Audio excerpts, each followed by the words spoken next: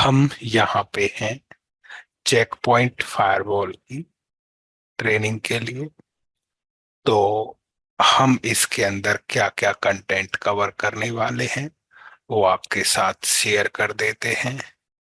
तो आपने जाना है www.imedita.com courses check point firewall training. इसके अंदर आपको दिख जाएगा जो हम कंटेंट यहाँ पे कवर करने वाले हैं, या आप जाओगे लाइव ट्रेनिंग चेक पॉइंट और चेक पॉइंट फायरवॉल तो भी आपको वहीं लेके जाएगा। अब इसके अंदर आपको दिखेगा कोर्स डिटेल ऑब्जेक्टिव और कोर्स आउटलाइन डिटेल्ड। तो यहाँ पे आपका दिया हुआ है।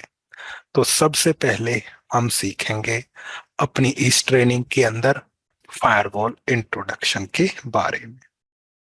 इस सेक्शन में हमारा रहेगा कि फायरवॉल क्या है, कौन कौन सी फायरवॉल टेक्निक है जो वर्तमान समय के अंदर मौजूद हैं और उनके अंदर डिफरेंसेस क्या है। उसके बाद आपका रहेगा चेक पॉइंट फायरवॉल बोलो या चेक पॉइंट गाया ओवरव्यू।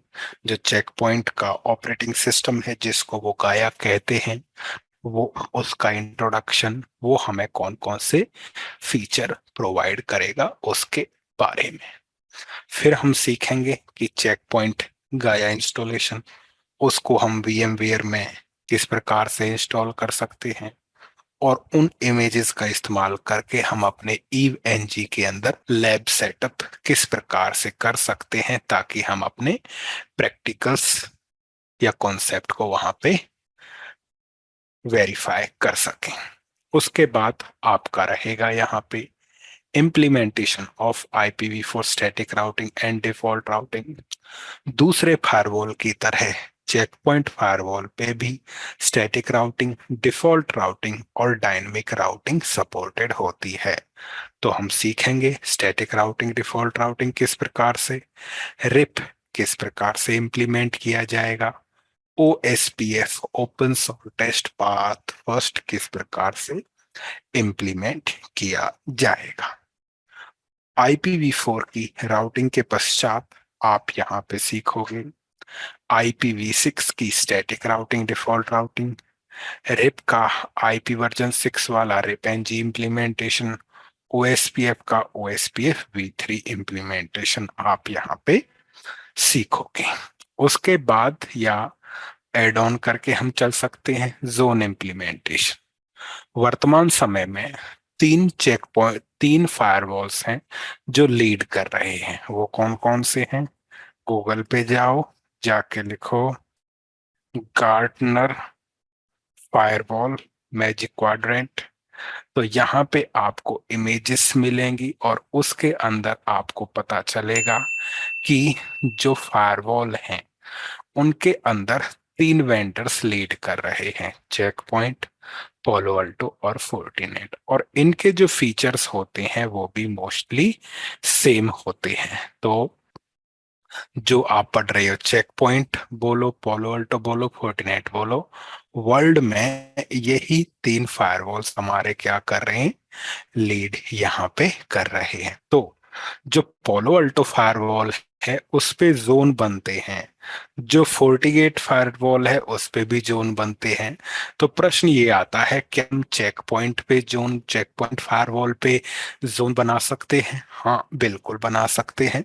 तो आप चेक पॉइंट फायरवॉल पे किस प्रकार से जोन बनाने हैं, उनको इंटरफेसेस को कैसे एलोकेट करना है और जोन बेस्ड पॉलिसी डिप्लॉय कैसे करेंगे, ये हम यहाँ पे सीखेंगे। उसके बाद रहेगा टाइम बेस एक्सेस, यानी कि नॉर्मल पॉलिसी के अंदर आप बताओगे कौन कहाँ पे जाएगा, जबकि आप ये भी रेस्ट्रिक्शंस लगा सकते हो कि स्पेसिफिक सोर्स और स्पेसिफिक डेस्टिनेशन के बीच में इस टाइम से इस टाइम ही कम्युनिकेशन हो, morning 9 to evening 6 he communication हो, ना उससे पहले ना उसके बाद में। तो यहाँ तक आपका रहेगा फायरवॉल के बारे में, गाया के बारे में, लैब सेटअप और चेक पॉइंट पे IPv4 v6 की राउटिंग।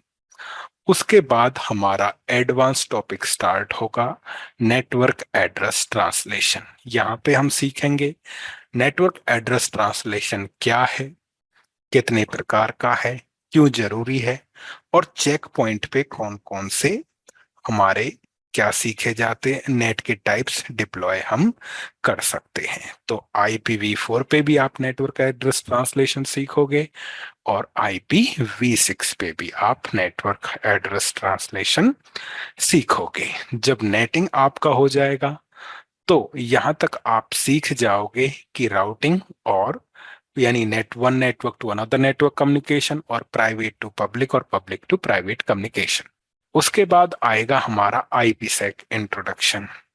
तो IPsec इंट्रोडक्शन में हम यहाँ पे सीखेंगे अथवा जानेंगे, क्या जानेंगे कि हमारा IPsec VPN क्या है और ये क्यों जरूरी है। तो इसके लिए हमारा यहाँ पे रहेगा जैसे कि VPN की क्यों जरूरत है। इससे पहले VPN से पहले तक आपने ये सीखा था फॉर एग्जाम्पल कि यदि हमारे पास ये हो गया check point firewall for example, तो ये हो गया हमारा चेक पॉइंट फायरवॉल जिसको हमने कनेक्ट कर दिया लेन के साथ, जिसको हमने कनेक्ट कर दिया DMZ के साथ और जिसको हमने कनेक्ट कर दिया यहाँ पे इंटरनेट के साथ। तो यहाँ पे राउटिंग में ये सीखोगे कि इनसाइड DMZ कैसे जाएगा। ओके, नेटिंग में आप ये सीखोगे प्राइवेट पब्लिक से कैसे कम्युनिकेट करेगा।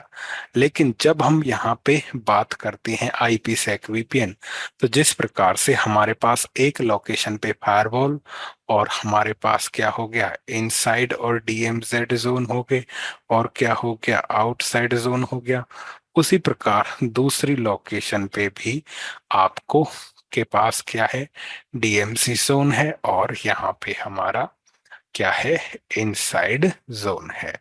तो हम उसके लिए भी चाहेंगे कि ये हो गया इनसाइड, ये हो गया DMZ और ये हमारा हो गया आउटसाइड। तो हम ये भी चाहेंगे कि एक ब्रांच का इनसाइड दूसरे ब्रांच के इनसाइड से कम्युनिकेट करे। तो उसके बीच में हमें दोनों फायरवॉल के बीच में क्या बनाना है, दोनों फायरवॉल के बीच में हमारा यहाँ पे IPsec VPN रहेगा जिसको हम साइट टू साइट VPN भी हम यहाँ पे बोलेंगे। तो आप जो साइट IPsec VPN बोलो या साइट टू साइट VPN बोलो, वो चेक पॉइंट के बीच में ही नहीं सीखोगे, आप ये भी सीखोगे कि चेक पॉइंट के साथ साथ यहाँ पे जो थ्योरी हम करेंगे पहले, तो हमारी जो लैब रहेगी वो रहेगी चेक पॉइंट आइक वर्जन 1 के साथ, वर्जन 2 के साथ, मल्टीपल सबनेट मैनुअल नेट के साथ। और ये तो हो गया चेक पॉइंट से चेक पॉइंट। आप ये भी सीखोगे चेक पॉइंट गाया और राउटर के बीच में कैसे बनेगा, सिस्को राउटर सिस्को ASA के बीच में, पोलो अल्टो के बीच में, फोर्टिगेट के बीच में, जनीपर के बीच में और सिस्को FTD फायरवॉल के बीच में किस प्रकार से आपका VPN बनेगा। तो जिस हम VPN की site to site VPN check point से चेक पॉइंट नहीं, दूसरे वेंडर के साथ भी हम यहाँ पे सीखेंगे। ठीक है, तो जो लीड कर रहे हैं उनके बारे में, उनके साथ मोस्टली कंपनियां सिस्को राउटर सिस्को ASA या सिस्को FTD लगाती हैं, उनके साथ पोलो अल्टो लीड कर रहा है, फोर्टिगेट जो लीड कर रहा है, जुनिपर वगैरह के साथ भी आप सीखोगे। तो मोस्टली आप जो भी आपका मेजर वेंडर है उनके साथ आप साइट टू साइट VPN का इम्प्लीमेंटेशन यहाँ पे सीखोगे। तो ये तो हो गया हमारा साइट टू साइट। लेकिन कई बार हमें जरूरत पड़ती है कि हमारा कोई XYZ यूजर है, ये हमारा क्या हो गया यूजर हो गया, यूजर बैठा है घर पे, तो इसको हम क्या बोलेंगे यहाँ पे रिमोट यूजर बोलेंगे। अब हमें जरूरत पड़ी कि हमारा जो रिमोट यूजर है वो कंपनी के इंटरनल रिसोर्सेज को एक्सेस करे, तो उसके लिए हम यहाँ पे बनाएंगे रिमोट एक्सेस वीपीएन, जिसके लिए हम यूज करेंगे एसएसएल वीपीएन का। ए रिमोट एक्सेस वीपीएन बोलो या एसएसएल वीपीएन आप बोलो।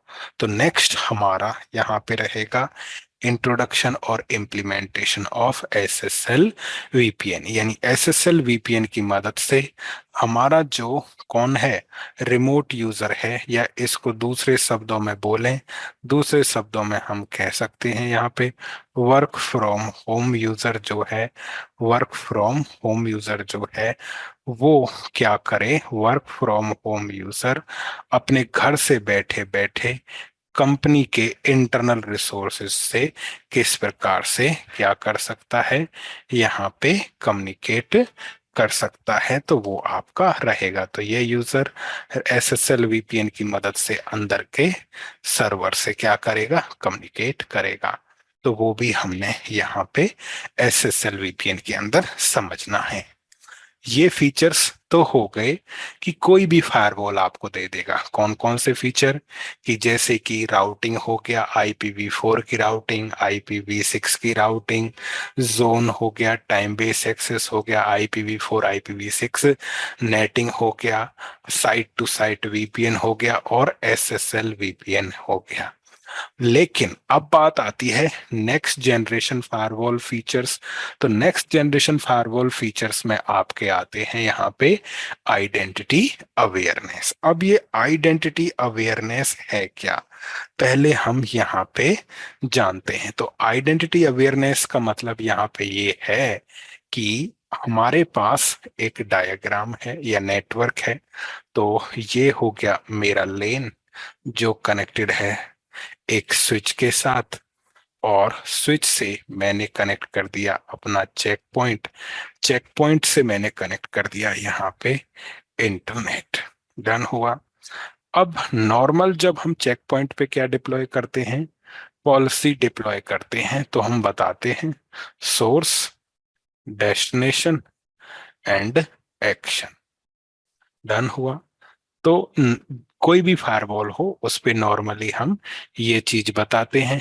तो सोर्स ये हो, डेस्टिनेशन ये हो, एक्शन में क्या कर दो, अलाउ कर दो, इस प्रकार से। लेकिन अब हम इसको थोड़ा और कंट्रोल करना चाहते हैं। हम इसमें क्या चाहते हैं, हम ये चाहते हैं कि मेरे नेटवर्क में ऑलरेडी क्या लगा हुआ है, माइक्रोसॉफ्ट का एडी लगा हुआ है।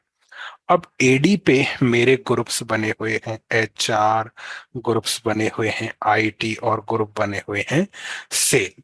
मैं चाहता हूं कि एडी जो ये ग्रुप इंफॉर्मेशन है, एडी जो ये ग्रुप इन्फो, एडी और चेक पॉइंट का मैं चाहता हूं या यहाँ पे इंटीग्रेशन। तो हमने क्या कर देना है, एडी और चेक पॉइंट गाया का इंटीग्रेशन कर दिया, चेक पॉइंट गाया इंटीग्रेशन कर दिया।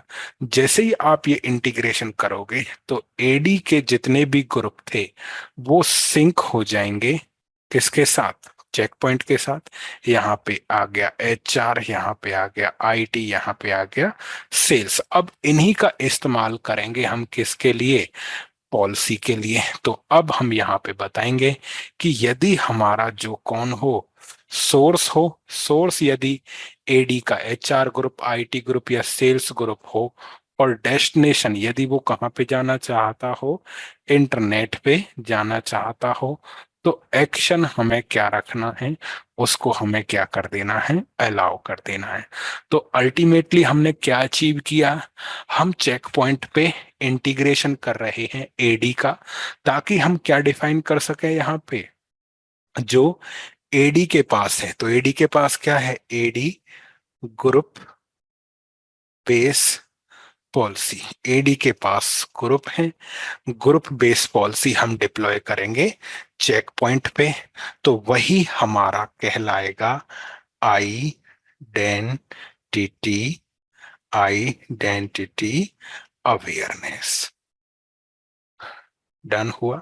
यानी कि जो भी यूजर है, जो भी हमारा यहाँ पे यूजर है, हमें उसके बारे में पता है, और जिसके बारे में पता है उसी के लिए हमने पॉलिसी लगाई है। अब फायदा क्या होगा, फायदा इससे ये होगा, जब यूजर आएगा तो यूजर ज्वाइन करेगा या तो किसको, ये यूजर आया।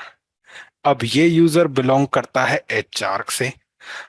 एचआर को जैसे ही लॉगिन किया, इंफॉर्मेशन किसको बता दी जाएगी, चेक पॉइंट को, कि एचआर ग्रुप के अंदर ये यूजर आया है, तो उसे सीधा क्या मिल जाएगा, इंटरनेट एक्सेस। दूसरा, यहाँ पे कोई यूजर लॉगिन किया, दूसरा यूजर बिलोंग करता है आईटी से, तो आईटी किस यूजर ने लॉगिन किया हुआ है वो किसको पता बता दिया जाएगा, एडी इंटीग्रेटेड चेक पॉइंट के साथ, उसे भी क्या मिलेगा, इंटरनेट एक्सेस। इसके अलावा और भी कोई एक्स वाई जेड यदि यूजर है जो अपने ग्रुप से बिलोंग करता है, उसका अपडेट किसको दे दिया जाएगा, चेक पॉइंट का, और उसे ही इंटरनेट एक्सेस मिलेगा। तो कहने का मतलब यहाँ पे ये हुआ कि what is identity awareness when we are integrating Microsoft AD and Checkpoint with each other so that we can gain AD group based policy deployment। हम AD के ग्रुप बेस्ड पॉलिसीज डिप्लॉयमेंट क्या कर सकें, अचीव कर सकें, that is called identity awareness. अब ये जो आइडेंटिटी अवेयरनेस है, आप यहाँ पे दो तरह से कर सकते हो। तो आइडेंटिटी अवेयरनेस डिप्लॉयमेंट आपका यहाँ पे दो तरह से रहेगा। पहला तरीका रहेगा हमारा browser based authentication, browser based authentication, और दूसरा हमारा रहेगा एडी क्वेरी। तो ब्राउजर बेस्ड ऑथेंटिकेशन का मतलब ये होगा कि जो यूजर है, जो ब्राउजर बेस्ड ऑथेंटिकेशन है, उसमें यूजर चेक पॉइंट को रिक्वेस्ट भेजेगा। चेक पॉइंट, ओके, ये आगे बताएंगे, अभी इसमें ज्यादा मत एक्सपर्टाइज जानने की जरूरत नहीं है। तो यदि हमारा है आइडेंटिटी अवेयरनेस, आइडेंटिटी अवेयरनेस के अंदर हम चेक पॉइंट गाया माइक्रोसॉफ्ट एडी का इंटीग्रेशन करेंगे। इस इंटीग्रेशन का अचीवमेंट है कि एडी पे जो ग्रुप बने हुए हैं, तो उन ग्रुप बेस्ड पॉलिसीज का डिप्लॉयमेंट हम चेक पॉइंट पे कर सकें, जो दो प्रकार से किया जाएगा, ग्रुप ब्राउजर बेस्ड ऑथेंटिकेशन और एडी क्वेरी, और ये दोनों के दोनों हम प्रैक्टिकली करके दिखाया जाएगा। डन हुआ, तो ये हमारा रहेगा। और पोलो अल्टो के अंदर इसी चीज को यूजर आईडी बोला जाता है। उसके बाद आता है हमारा, यहाँ पे क्या आता है, नेक्स्ट है हमारा यहाँ पे HTTPS इंस्पेक्शन, या इसी को बोला जाता है SSL डिक्रिप्शन। अब ये HTTPS इंस्पेक्शन और SSL डिक्रिप्शन क्या है, ये हम समझते हैं। समझने के लिए डायग्राम है सबसे पहले, कि मेरे पास एक क्लाइंट है जो मैंने कनेक्ट किया स्विच के साथ, स्विच से मैंने कनेक्ट कर दिया चेक पॉइंट, चेक पॉइंट से मैंने कनेक्ट कर दिया यहाँ पे इंटरनेट। तो ये हमारा यहाँ पे हो गया, क्या कनेक्ट कर दिया, ये हमारा यहाँ पे हो गया इंटरनेट, ये हमारा हो गया, गॉट इट। अब ये हमारा हो गया यहाँ पे सर्वर, सर्वर है SSL या बोले तो HTTPS। अब यहाँ पे हमने अलाउ कर रखा है, तो अलाउ करेंगे तो जो यूजर है हमारा, वो इस सर्वर के साथ क्या बनाएगा, SSL या HTTPS का क्या बनाएगा, SSL या HTTPS, SSL या HTTPS का क्या बनाएगा, टनल बनाएगा। डन हुआ, HTTPS या SSL का टनल बनाएगा, और उसके बाद ये दोनों के दोनों एक दूसरे से क्या करेंगे, सिक्योर कम्युनिकेशन हमारे करेंगे। तो सिक्योर कम्युनिकेशन हमारा यहाँ पे होगा। अच्छी बात है, लेकिन बुरी बात ये भी है साथ के साथ, कि इस टनल का इस्तेमाल सिक्योर कम्युनिकेशन अथवा किसके लिए हो सकता है, इसका इस्तेमाल हो सकता है वायरस ले जाने के लिए, स्पाईवेयर ले जाने के लिए, और डेटा के लॉस के लिए इसका इस्तेमाल हो सकता है। यानी कि जिस प्रोटोकॉल का इस्तेमाल सिक्योर कम्युनिकेशन के लिए किया गया था, उसका इस्तेमाल अब अटैक के लिए होने लग गया। Attack, virus exchange, spyware exchange, data loss, इनके लिए इस्तेमाल हो गया। अब हमें चाहिए कि जो हमारा फायरवॉल है वो इस टनल के अंदर जाके देखे कि क्या अगर कुछ सस्पेक्टेड है तो वायरस रोके, स्पाईवेयर रोके और डेटा लॉस को रोके। अगर आप चाहते हो ऐसा हो तो आपके फायरवॉल में क्षमता होनी चाहिए किसकी? डिक्रिप्शन की।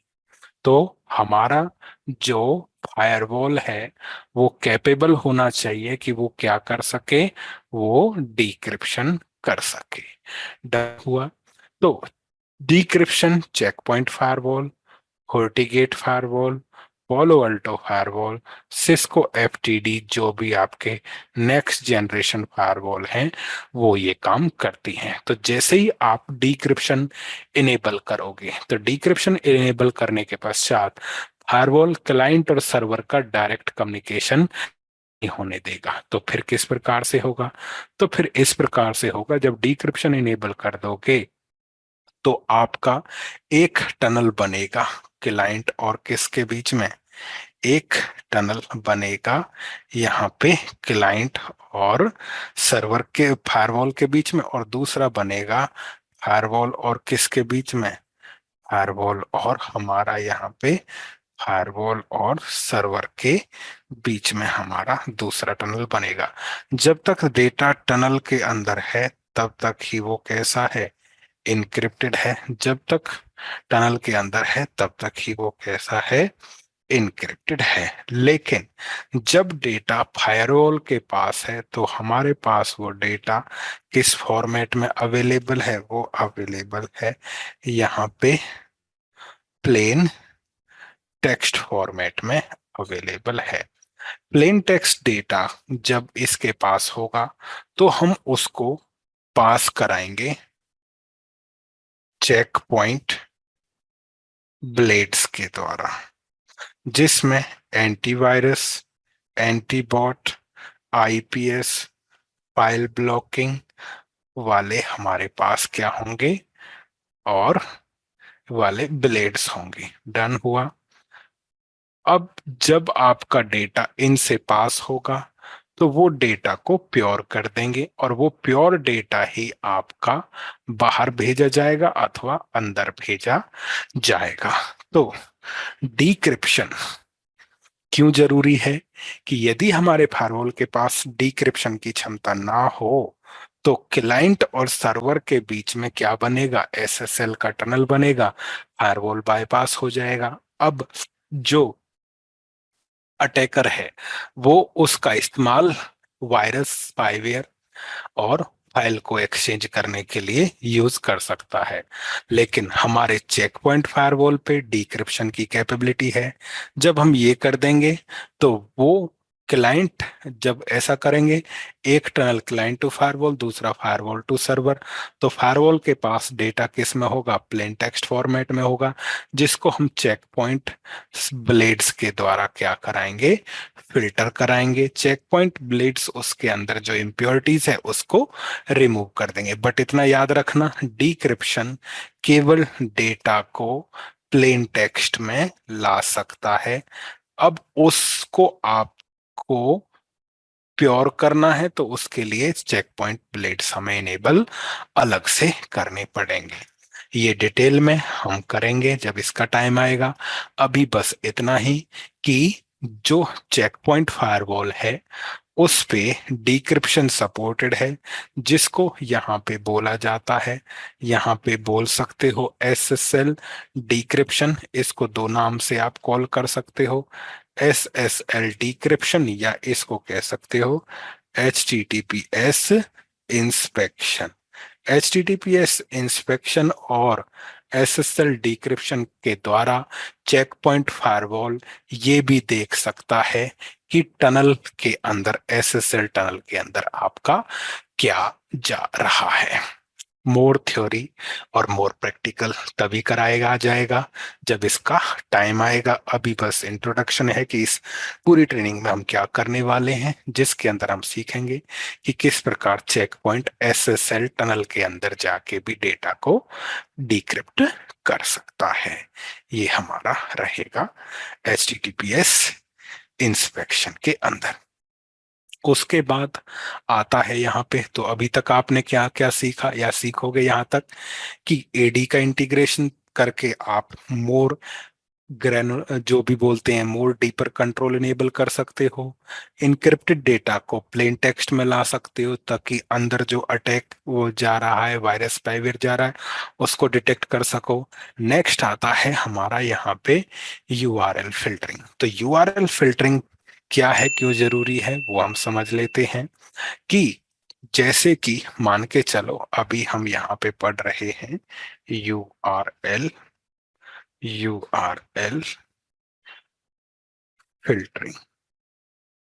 तो यूआरएल फिल्टरिंग के अंदर हमारे पास हो गया यहाँ पे एक पीसी हो गया। पीसी को मैंने कनेक्ट कर दिया चेक पॉइंट के साथ। चेक पॉइंट से मैंने कनेक्ट किया यहाँ पे इंटरनेट। तो ये हमारा ये हो गया, ठीक है। अब यहाँ पे हमारे सर्वर्स हो गए, जैसे कि गूगल हो गया, फेसबुक हो गया और यूट्यूब हो गया। अब जो यूजर है वो इनमें से किसी भी सर्वर को क्या कर सकता है, एक्सेस कर सकता है। अब हमें क्या चाहिए, हम चाहते हैं कि यूजर हमारा फेसबुक और यूट्यूब एक्सेस ना करे, तो उसके लिए हमें क्या इनेबल करना है, यूआरएल फिल्टरिंग। जब यूआरएल फिल्टरिंग वाला ब्लेड हम इनेबल कर देंगे तो यहाँ पे हमने इनेबल कर देना है यूआरएल फिल्टरिंग वाला ब्लेड इनेबल किया। अब जब आप ये करोगे तो यूआरएल फिल्टरिंग के पास आपके ऑप्शंस होंगे, जैसे कि आपके पास होगा सर्च इंजन, जैसे कि गूगल है तो गूगल आपका आता है सर्च इंजन। फेसबुक आता है सोशल साइट्स और यूट्यूब आता है स्ट्रीमिंग वीडियो।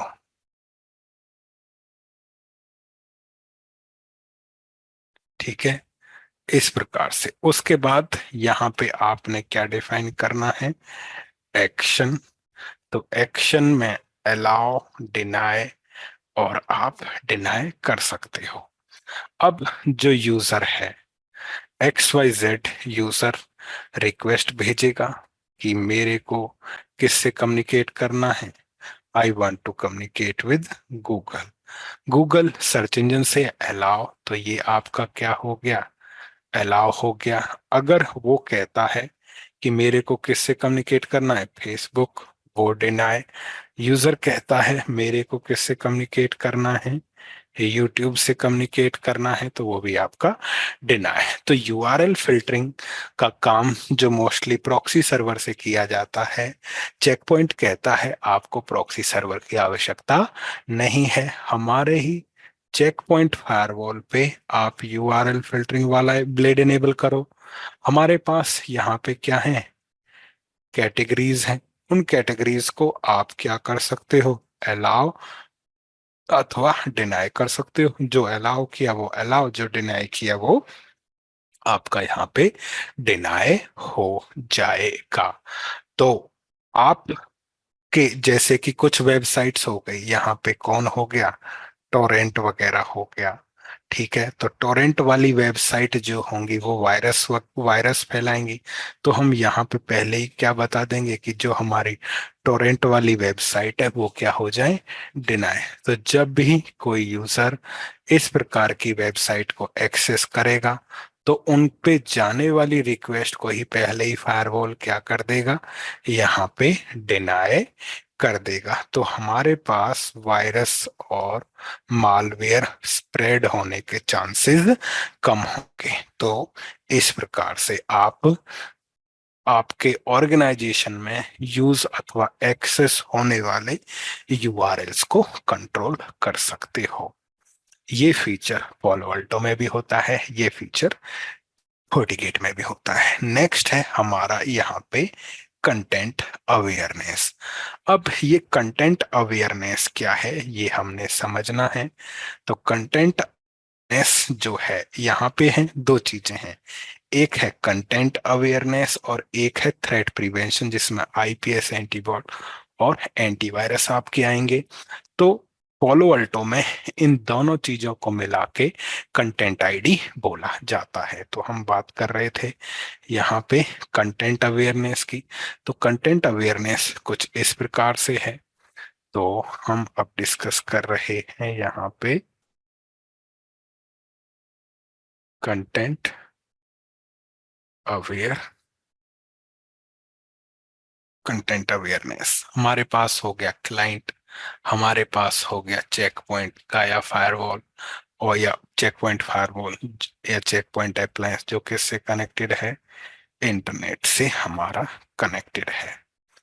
और इंटरनेट से हमारा कनेक्टेड हो गया कोई भी पब्लिक सर्वर।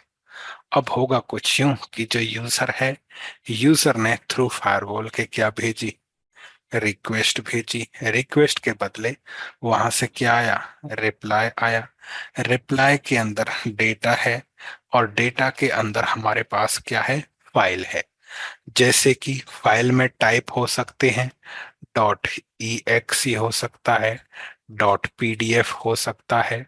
डन हुआ, जितने भी फाइल टाइप होते हैं, जैसे कि हमारा जो नोटपैड फाइल है वो डॉट टेक्स्ट होता है, पीडीएफ फाइल हो गई जो हम देखते हैं, और पीडीएफ हो गया या डॉट ईएक्सी हो गया। डन हुआ। बहुत प्रकार की आपकी फाइल होती है। अब मैं चाहता हूं यहाँ पे कि मेरे पास दो डिपार्टमेंट हैं, एक हो गया क्लाइंट्स और दूसरे मेरे पास हो गए एडमिन्स। अब क्लाइंट कोई भी ईएक्सी फाइल डाउनलोड कर रहा है, यानी वो इंस्टॉल करना चाहता है लेकिन क्लाइंट ये ना कर पाए, तो मैं यहाँ पे ये पॉलिसी लगाऊंगा कि यदि ये क्लाइंट वाला सबनेट है कि पीडीएफ और ईएक्सी जो भी आपको लगे, बहुत सारे फाइल फॉर्मेट है जो हम अंदर जाके देख सकते हैं, कि यदि पीडीएफ और ईएक्सी फाइल आती हैं तो ये हमारा ब्लॉक होना चाहिए। तो उसके लिए हम अपने फायरवॉल पे क्या इनेबल करेंगे, कंटेंट अवेयरनेस इनेबल यहाँ पे आपने कर देना है। तो कंटेंट अवेयरनेस के अंदर हमारे पास क्या होंगे, फाइल फॉर्मेट। कंटेंट अवेयरनेस वाला फीचर इनेबल किया, जिसके अंदर आप बताओगे फाइल फॉर्मेट एंड उसके बाद रहेगा यहाँ पे एक्शन। ठीक है, तो एक्शन में आप जो हमारे पास हो गए, जैसे कि फाइल फॉर्मेट डॉट टीएक्सटी क्या हो जाए, अलाउ। ठीक है, डॉट डीओसी डॉक्स क्या हो जाए, अलाउ। लेकिन यदि डॉट पीडीएफ है वो क्या हो जाए, डिनाई। यदि डॉट ई है वो क्या हो जाए, डिनाई। इस प्रकार आपके पास एटसेट्रा फाइल फॉर्मेट होंगे, उनको हम अलाउ अथवा क्या कर सकते हैं, डिनाई। अब जो यूजर है, यदि वो रिक्वेस्ट भेज भी रहा है जो थ्रू फायरवॉल जा रही है, वहां से क्या आएगा, फाइल आएगा। अगर वो फाइल है हमारी कौन सी, टेक्स्ट है तो अलाउ, डॉक्स है तो अलाउ, पीडीएफ है तो डिनाई, ईएक्सी है तो डिनाई, इसके अलावा कुछ और है तो वो डिनाई। तो जो अलाउ हैं वही क्या होंगी, यूजर को डाउनलोड होंगी अनदर वाली डाउनलोड नहीं होगी। तो कंटेंट अवेयरनेस का मतलब, कंटेंट का मतलब सीधा सा डेटा हो गया, और डेटा अवेयरनेस बोलो इसको, या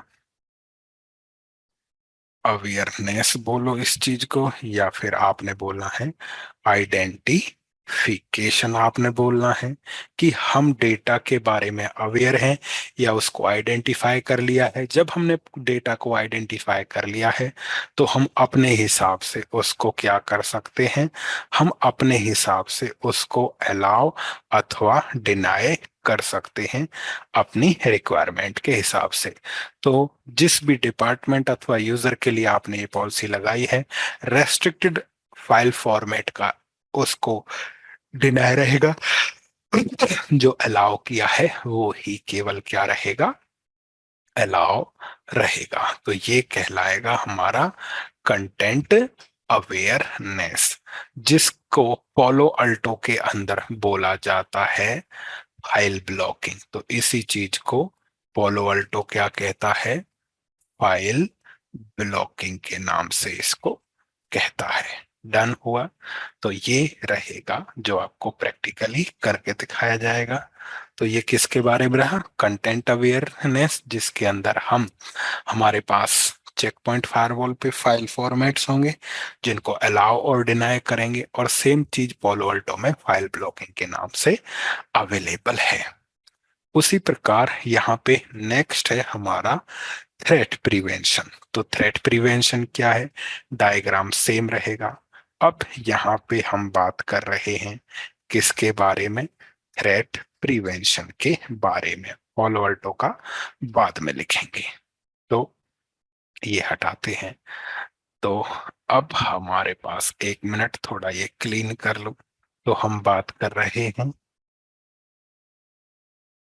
थ्रेट प्रिवेंशन। थ्रेट प्रिवेंशन से मतलब ये है कि यूजर ने कोई भी रिक्वेस्ट इनिशिएट की और सर्वर ने हमें क्या दे दिया, रिप्लाई दे दिया। रिप्लाई में हमारे पास फाइल आई, फाइल के अंदर हो सकता है वायरस, हो सकता है स्पाईवेयर, हो सकता है, ठीक है, या आपका मालवेयर हो सकता है। डन हुआ। तो ये हमारा हो सकता है, अब उसको रोकना है। अभी तक हमने वायरस को नहीं रोका है, ध्यान से समझो। जो आइडेंटिटी अवेयरनेस है उसमें हमने बस यूजर का पता किया कि भैया यूजर कौन है। इसके द्वारा HTTPS इंस्पेक्शन के द्वारा हमने इनक्रिप्टेड डेटा को प्लेन में लेके आए। यूआरएल फिल्टरिंग के द्वारा यूआरएल, किस कौन सा यूआरएल एक्सेस होगा, इस चीज को कंट्रोल किया। कंटेंट अवेयरनेस में फाइल ब्लॉकिंग की, लेकिन वायरस वगैरह का अभी भी हम यहाँ पे कुछ नहीं कर पाए। तो उसके लिए हमारा क्या रहेगा, थ्रेट प्रिवेंशन रहेगा। तो थ्रेट प्रिवेंशन के अंदर हमने चेक पॉइंट फायरवॉल पे इनेबल करना है थ्रेट प्रिवेंशन वाला ब्लेड। तो जब थ्रेट प्रिवेंशन ब्लेड आप इनेबल कर रहे हो तो एक्चुअली आपके थ्रेट प्रिवेंशन के अंदर आएंगे यहाँ पे तीन चीजें।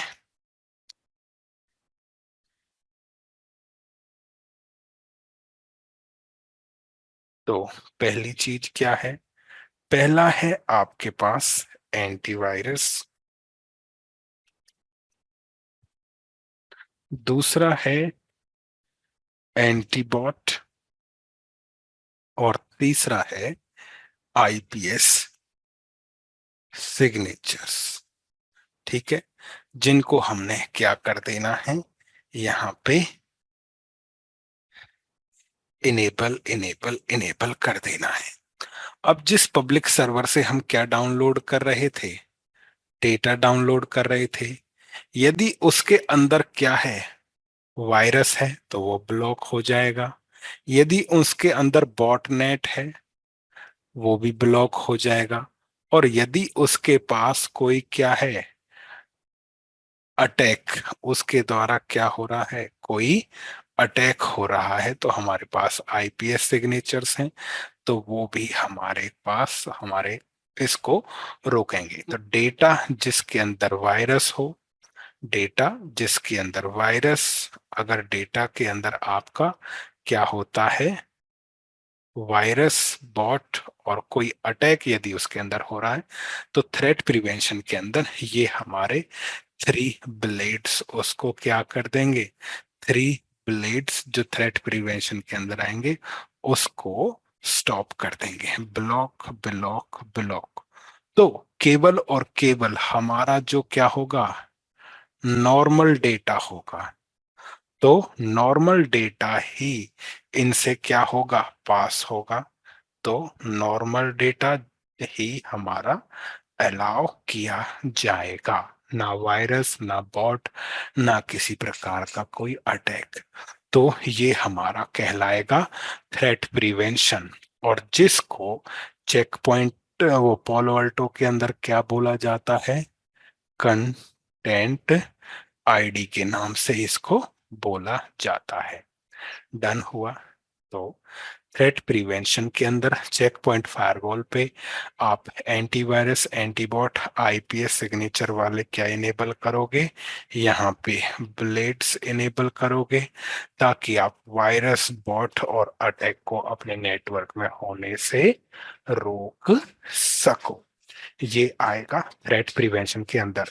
ये बेस्ट तभी वर्क करेगा जब आपने क्या कर रखा हो, एसएसएल एचटीटीपीएस इंस्पेक्शन कर रखा हो। क्योंकि प्लेन टेक्स्ट डेटा पे तो ये पकड़ पाएगा, इनक्रिप्टेड डेटा के अंदर भी आपको ये डिप्लॉय करना है। तो हम पहले डिस्कस कर चुके हैं कि एचटीटीपीएस इंस्पेक्शन के द्वारा इनक्रिप्टेड को प्लेन में लेके आएंगे, किस वेबसाइट से अटैक होगा, यूआरएल फिल्टरिंग से रोकेंगे, एक फाइल फॉर्मेट को कंटेंट अवेयरनेस से रोकेंगे, आई वायरस, बॉट और अटैक को हम थ्रेट प्रिवेंशन आईपीएस सिग्नेचर्स के द्वारा हम यहाँ पे रोकेंगे। डन हुआ। उसके बाद है आपका यहाँ पे एप्लीकेशन कंट्रोल। अब ये एप्लीकेशन कंट्रोल क्या है, ये हम यहाँ पे समझ लेते हैं। तो समझना कुछ ये है, तो अब हम यहाँ पे जानना चाहते हैं किसके बारे में, एप्लीकेशन कंट्रोल के बारे में।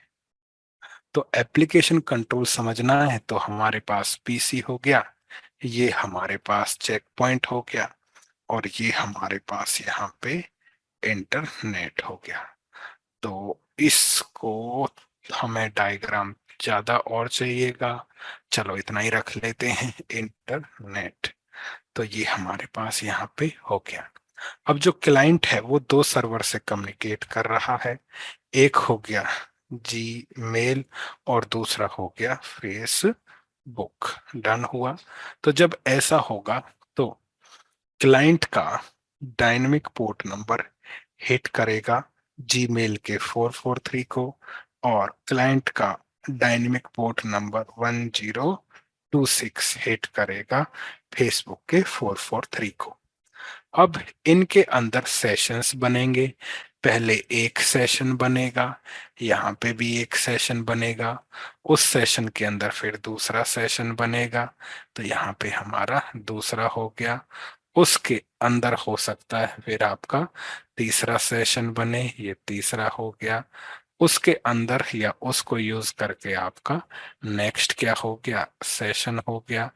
उसके अलावा फिर आपके अनदर सेशंस हो सकते हैं। अब तुम कहोगे ये कैसे, देखो ये इस प्रकार से रहेगा हमारा कि सबसे पहले तो आपका, जब हम जीमेल के साथ जा रहे हैं, पहले तो एसएसएल का बना, एसएसएल के अंदर आपका जीमेल का बना, जीमेल के अंदर आपका गूगल डॉक्स का बना, डॉक्स के अंदर आपका अपलोड और कौन सा बना, डाउनलोड वाला सेशन बना। उसी प्रकार फेसबुक पे जा रहे हैं तो पहला सेशन किसका बनेगा, एसएसएल का, दूसरा किसका बनेगा, हमारा फेसबुक का बनेगा। फेसबुक के पश्चात फेसबुक में आप क्या कर सकते हो, चैट, क्या कर सकते हो, पोस्ट, क्या कर सकते हो, यहाँ पे गेम्स का इस्तेमाल कर सकते हो। यानी कनेक्शन एक है, एप्लीकेशन आप बदल रहे हो। तो एप्लीकेशन कंट्रोल को हम कैसे कहेंगे, ये क्या हो गया हमारा क्लाइंट, ये क्या हो गया हमारा सर्वर। तो एप्लीकेशन कंट्रोल के अंदर हम क्या कर सकते हैं, आइडेंटिफाई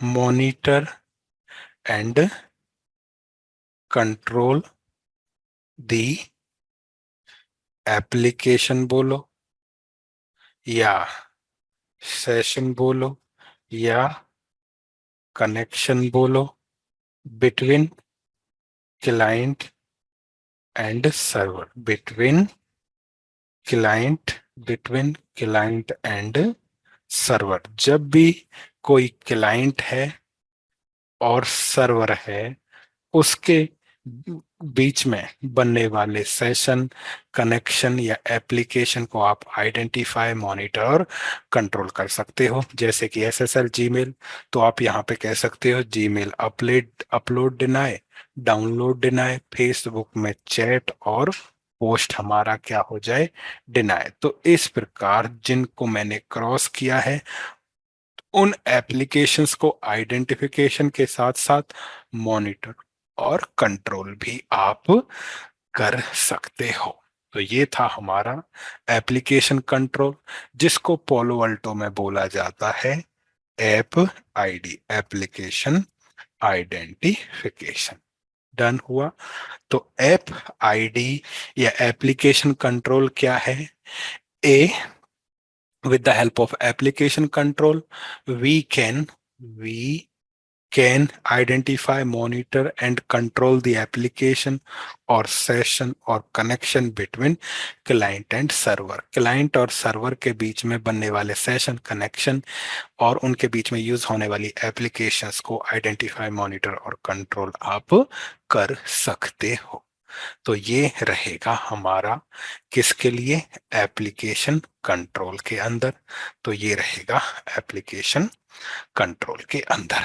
नेक्स्ट है हमारा यहाँ पे चेक पॉइंट सेंड ब्लास्ट।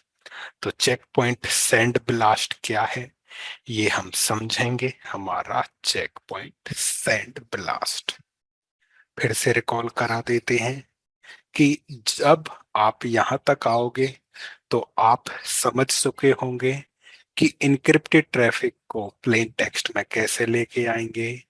यदि हमें किसी फाइल को कंट्रोल करना है तो हमारा कंटेंट अवेयरनेस हो गया, किसी वेबसाइट को ब्लॉक करना है यूआरएल फिल्टरिंग हो गया, अगर उसके अंदर अटैक है यानी कि वायरस, स्पाईवेयर या मालवेयर है, तो उसको हम थ्रेट प्रिवेंशन ब्लेड से रोकेंगे। और यदि हमारे को एप्लीकेशंस को कंट्रोल करना है, पोर्ट नंबर 80 और 443 पे चलने वाली या अनदर एप्लीकेशंस को भी कंट्रोल करना है, तो वो आप कर दोगे। लेकिन यहां तक आप उन अटैक्स को कंट्रोल कर सकते हो जिन्हें आप जानते हो, यानी कि आप केवल और केवल नॉन अटैक को ही, आप केवल और केवल नॉन अटैक को ही क्या कर सकते हो, रोक सकते हो। अननोन अटैक से यदि अपने नेटवर्क को प्रोटेक्ट करना है तो हमारे पास होता है चेक पॉइंट सेंड ब्लास्ट। अब ये क्या है, ये हमें समझना है। और अब हम यहाँ पे समझने जा रहे हैं किसके बारे में? चेक पॉइंट सेंड ब्लास्ट के बारे में। तो डायग्राम की मदद से समझेंगे। तो अभी तक हमारे पास है यहाँ पे एक पीसी है जो कनेक्टेड है चेक पॉइंट फायरवॉल के साथ, ठीक है, जिसको हमने, चलो थोड़ा और आगे बढ़ा लेते हैं। पीसी चेक पॉइंट हो, और फिर हमारा हो गया यहाँ पे इंटरनेट। अब यहाँ पे आप का पब्लिक सर्वर हो गया कि ये हमारे पास पब्लिक सर्वर है। अब इस पीसी पे बैठा हुआ है यूजर सेंड ब्लास्ट, जिसके अंदर हमारे पास एक PC, check point firewall, internet, public server. जो यूजर है वो रिक्वेस्ट भेजेगा थ्रू फायरवॉल के, किसको? रिक्वेस्ट आपकी गई पब्लिक सर्वर को। पब्लिक सर्वर से हमें यहां पे मिली एक फाइल, नॉर्मल फाइल। अब क्योंकि चेक पॉइंट पे हमने क्या इनेबल कर रखा है, थ्रेट प्रिवेंशन, तो कह सकते हैं कि हमने यहाँ पे बनाया हुआ है रूल नंबर 1। और रूल नंबर 1 कहता है कि नॉन अटैक्स को, यानी कि जिनके पास जिनका हमारे पास सिग्नेचर है, तो उनको हम यहाँ पे कहेंगे कि ये हमारा हो गया नॉन अटैक्स। यदि नॉन अटैक्स हैं तो उनका हमने क्या डिफाइन कर रखा है, एक्शन। तो अभी तक चेक पॉइंट को हमने इस तरह से कॉन्फ़िगर किया है कि यदि वो हमारे नॉन अटैक से मैच करते हैं तो हम उन्हें डिनाई कर देंगे। और नॉन अटैक है ये किससे पता चलेगा, सिग्नेचर से पता चलेगा। और हमारे पास वायरस के सिग्नेचर हैं, ठीक है, हमारे पास जो है वायरस सिग्नेचर है, एंड बॉटनेट सिग्नेचर है, और हमारे पास यहाँ पे आईपीएस सिग्नेचर्स वगैरह हैं। अब जो फाइल आई उसके अंदर हमारा नॉर्मल डेटा था, यानी फाइल आपके पास आई है, फाइल के अंदर कोई इम्प्योरिटीज नहीं है। तो कोई इम्प्योरिटी नहीं है तो ये वाली फाइल फायरवॉल मैच करेगा नॉन सिग्नेचर से। कोई मैच नहीं, वायरस डिटेक्ट नहीं हुआ, तो ये हमारा क्या हो गया, अलाउ। तो जो फाइल थी वो क्या हो गई, अलाउ हो गई। लेकिन अब यहां पे आता है, इसके अंदर कोई भी क्या आता है, आपका वायरस वगैरह आता है, जो भी हमारे पास सिग्नेचर्स अवेलेबल हैं। अब हमारे पास एक फाइल आई जो हमारे सिग्नेचर से क्या कर गई, मैच कर गई। तो इस बार जो हमारे पास सिग्नेचर थे वो फाइल में मिल गए तो इसको क्या कर दिया गया, डिनाई। तो नॉर्मल फायरवॉल नॉन अटैक को डिनाई कर देगा। इस बार ये फाइल अलाउ नहीं होगी। जब अटैक नहीं लगा तो अलाउ, जब अटैक लगा तो उसको क्या कर दिया गया, डिनाई कर दिया गया। तो नॉन को तो हर कोई रोक देगा, लेकिन अब बात आती है अननोन अटैक की, जिसको हम बोलते हैं जी ZDA। इसको बोलो फाइल जिसमें हमें क्या मिला, जिसके अंदर हमें मिला अननोन अटैक्स, जिसको दूसरे शब्दों में ZDA भी बोला जाता है। तो हमारे पास एक आया वायरस, बोलो, जिस अननोन वायरस आया, अननोन अटैक हुआ, फाइल आई, फाइल को हमने मैच किया किससे, नॉन सिग्नेचर से। ये नॉन सिग्नेचर से हमारा क्या नहीं हुआ, मैच नहीं हुआ, क्योंकि इस अननोन अटैक का कोई भी सिग्नेचर हमारे पास नहीं है, नहीं मैच किया। तो जो फाइल थी और जिसके अंदर हमारे पास क्या था, अननोन अटैक फाइल, जिसके अंदर हमारे पास अननोन क्या था, अटैक था या 0 डे अटैक था, वो क्या हो गई आपकी, अलाउ हो गई, यानी फायरवॉल बाईपास, फायरवॉल को वो बाईपास कर गया। अब हमें क्या करना है, अब हमें यहाँ पे अपने नेटवर्क को अननोन अटैक से बचाना है। तो एक टेक्निक इंट्रोड्यूस की गई जिसको हम कहते हैं सैंड बॉक्स इंस्पेक्शन। और ये सैंड बॉक्स इंस्पेक्शन ही आपका सैंड ब्लास्ट है, ठीक है। ये सैंड बॉक्स इंस्पेक्शन ही आपका जो है सैंड ब्लास्ट। तो सैंड बॉक्स इंस्पेक्शन बोलो या सैंड ब्लास्ट बोलो, यहाँ पे आपका सैंड बॉक्स इंस्पेक्शन, या हम बोलेंगे इसको और सैंड ब्लास्ट, जिसके अंदर हम बताते हैं, क्या बताते हैं कि यदि आपको क्या डिटेक्ट होता है, अननोन अटैक, क्या डिटेक्ट होता है, अननोन अटैक डिटेक्ट होता है, तो फिर आपने एक्शन लेना है। और एक्शन क्या रहेगा इस बार, अननोन अटैक के लिए एक्शन हमारा रहेगा कि सेंड करना है, क्या करना है, सेंड करना है इंफॉर्मेशन टू क्लाउड या डेटा सेट को वो फाइल भेज देनी है। अब ये जिस वेंडर का फायरवॉल होता है उसी को भेजेगा। तो यही इंटरनेट पे कहीं आपका क्या कनेक्टेड होगा, डेटा सेंटर या क्लाउड कनेक्टेड होगा। अगर चेक पॉइंट है तो चेक पॉइंट को, पोलो अल्टो है तो पोलो अल्टो, फोर्टीगेट है तो फोर्टीगेट, और सिस्को है तो सिस्को को, सिस्को का आपका क्या हो गया, क्लाउड स्लैश डेटा सेंटर हो गया। अब जो फाइल है, हमने रूल नंबर 2 बताया कि या तो वो नॉन से मैच करेगी या वो अननोन से मैच करेगी। तो इस बार फाइल किससे मैच हो गई, अननोन अटैक से मैच हो गई। अननोन अटैक से मैच हो गई तो इंफॉर्मेशन क्लाउड को भेज दी गई। तो जो फाइल थी जिसके अंदर क्या था, जीरो डे अटैक था या अननोन अटैक था, वो भेज दी गई। तो फाइल जिसके अंदर था, क्या यहाँ पे जिसके अंदर था ZDA, वो फाइल भेज दी गई किसको, क्लाउड को।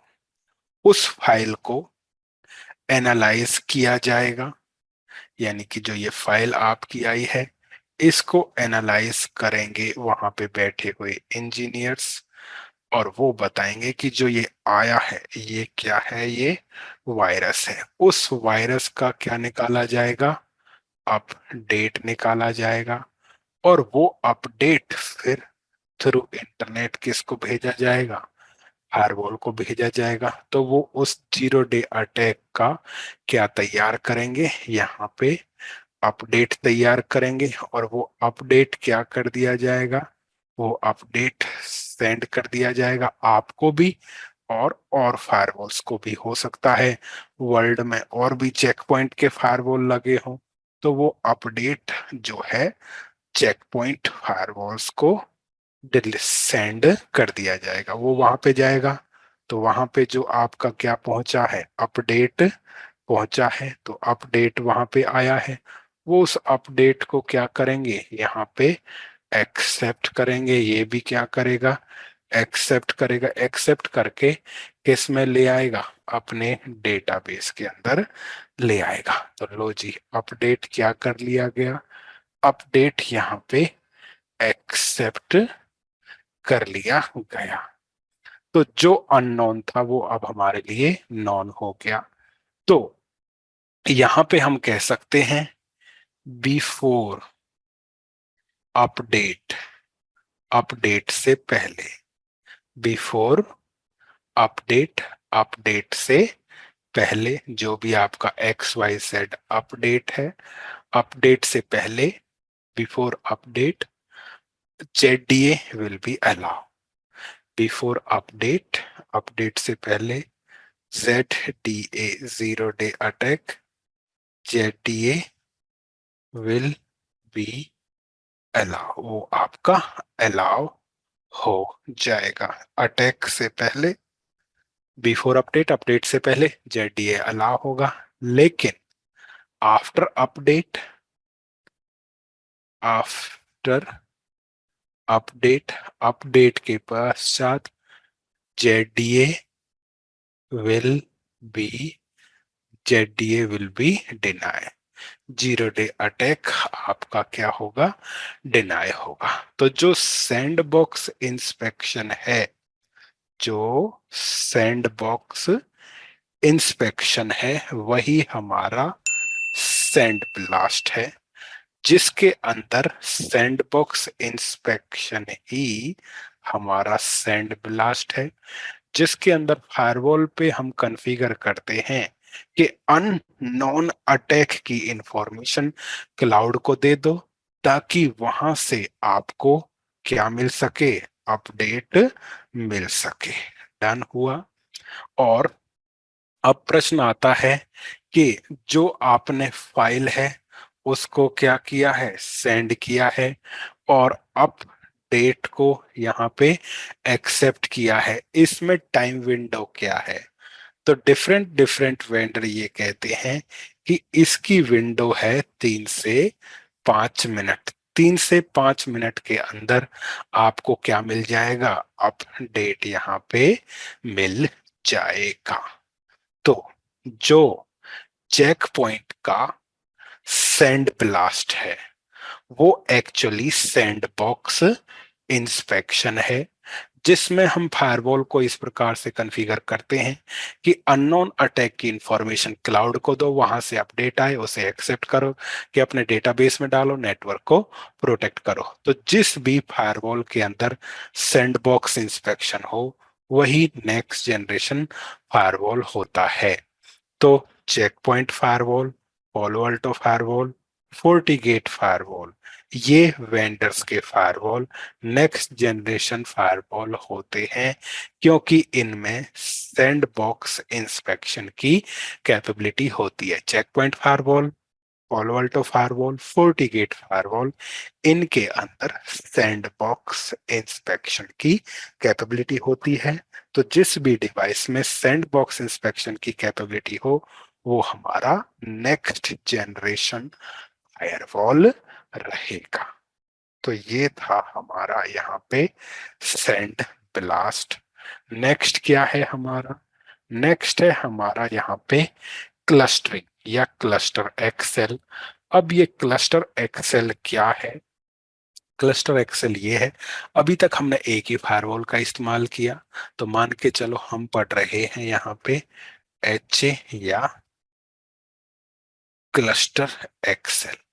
हमारे पास इनसाइड हो गया, हमारे पास डीएमसी हो गया जिसको हमने स्विच से कनेक्ट किया, स्विच से हमने चेक पॉइंट कनेक्ट किया, चेक पॉइंट से स्विच, और स्विच से हमारा हो गया इंटरनेट।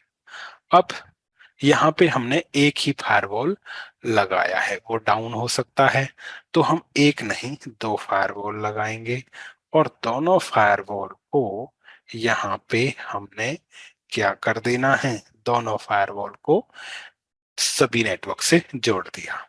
तो इनमें से अगर आप देखोगे ध्यान से, हमने दोनों फायरवॉल्स को ग्रुप में डाल दिया। तो ये हमने क्या कर दी, दोनों फायरवॉल्स की ग्रुपिंग कर दी, इनको हमने ग्रुप में डाल दिया, या बोलो तो हमने क्लस्टर क्रिएट कर दिया। जब हम क्लस्टरिंग क्रिएट करते हैं तो इसके अंदर हम जो है आईपी भी देंगे इसको अलग से क्लस्टर को, जैसे कि 192.168.101.1, 192.168.102.1 और 101.1.100, ये क्लस्टर के आईपी रहेंगे। अब ये आईपी गेटवे रहेगा इनसाइड के लिए, तो ये इनसाइड डिवाइस का गेटवे रहेगा, ये डीएमजी डिवाइस का क्या रहेगा, गेटवे रहेगा, और ये आईपी रहेगा इंटरनेट से कम्युनिकेट करने के लिए, कोई भी इंटरनेट से कम्युनिकेट करे।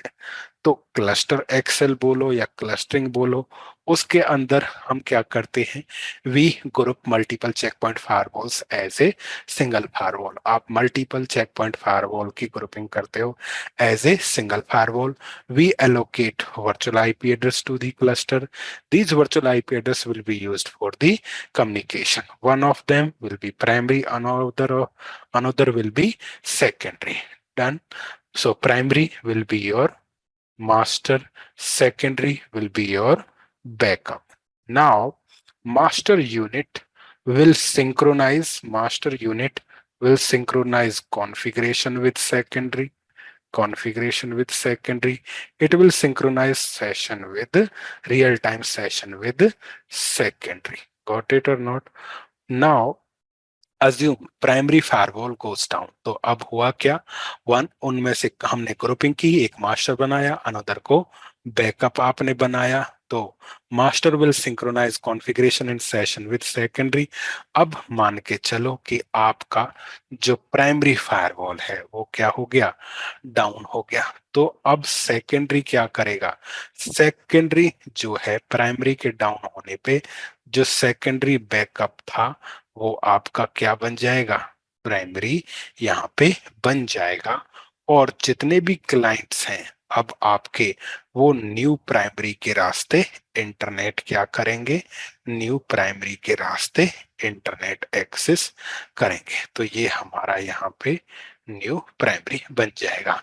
तो कोई भी पूछता है एच ए क्या है, हाई अवेलेबिलिटी या क्लस्टरिंग क्या है, तो इन एच ए और clustering we group multiple firewalls as a single firewall. Multiple firewall को एज ए सिंगल फायरवॉल की तरह ग्रुप करते हैं to achieve uninterrupted network access, कि हमारा जो नेटवर्क एक्सेस है वो क्या ना हो, इंटरप्ट ना हो। ये हम अचीव करते हैं किसके अंदर, क्लस्टरिंग के अंदर।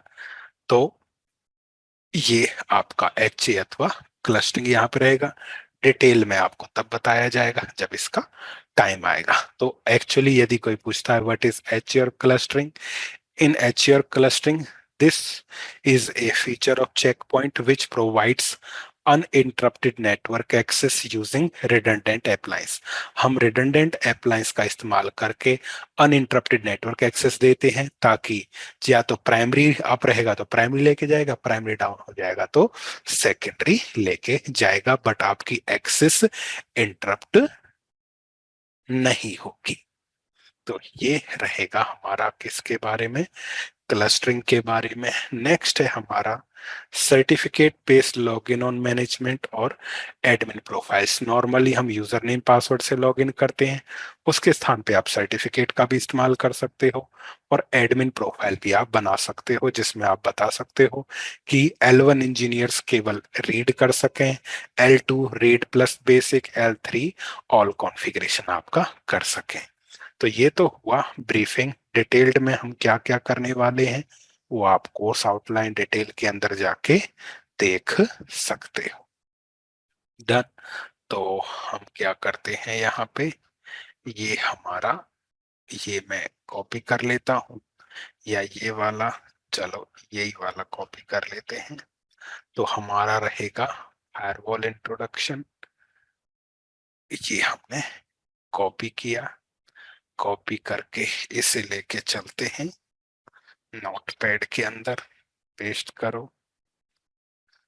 ठीक है, तो हमारा एडमिन प्रोफाइल से लेके फायरवॉल इंट्रोडक्शन तक है। तो हमारा एडमिन प्रोफाइल से लेके फायरवॉल इंट्रोडक्शन तक है। सिलेक्ट ऑल, कॉपी, और फिर हम ये ले चलते हैं अपनी एक्सेल सीट में 3 से 5, तो जिसके अंदर हमने ये पेस्ट कर देना है। लो जी, तो कोर्स के अंदर क्या क्या होगा वो आपके साथ क्या कर दिया है, यहाँ पे हमने डिस्कस कर लिया है।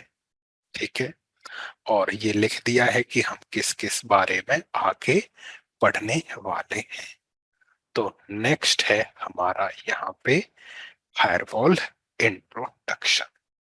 तो अब चलते हैं फायरवॉल इंट्रोडक्शन की तरफ। तो कुछ चीजों के लिए हम जो है डिफरेंट वेंडर का कंटेंट भी उठाएंगे, क्योंकि वो चीजें क्लियरली हमें वहां पे मिलेंगी, चेक पॉइंट वो नहीं बताएगा। तो पहले, तो सबसे पहले प्रश्न यहाँ पे आता है कि फायरवॉल क्या है। तो फायरवॉल क्या है ये हमें समझना है। समझने के लिए सबसे पहले हम डायग्राम की मदद लेंगे।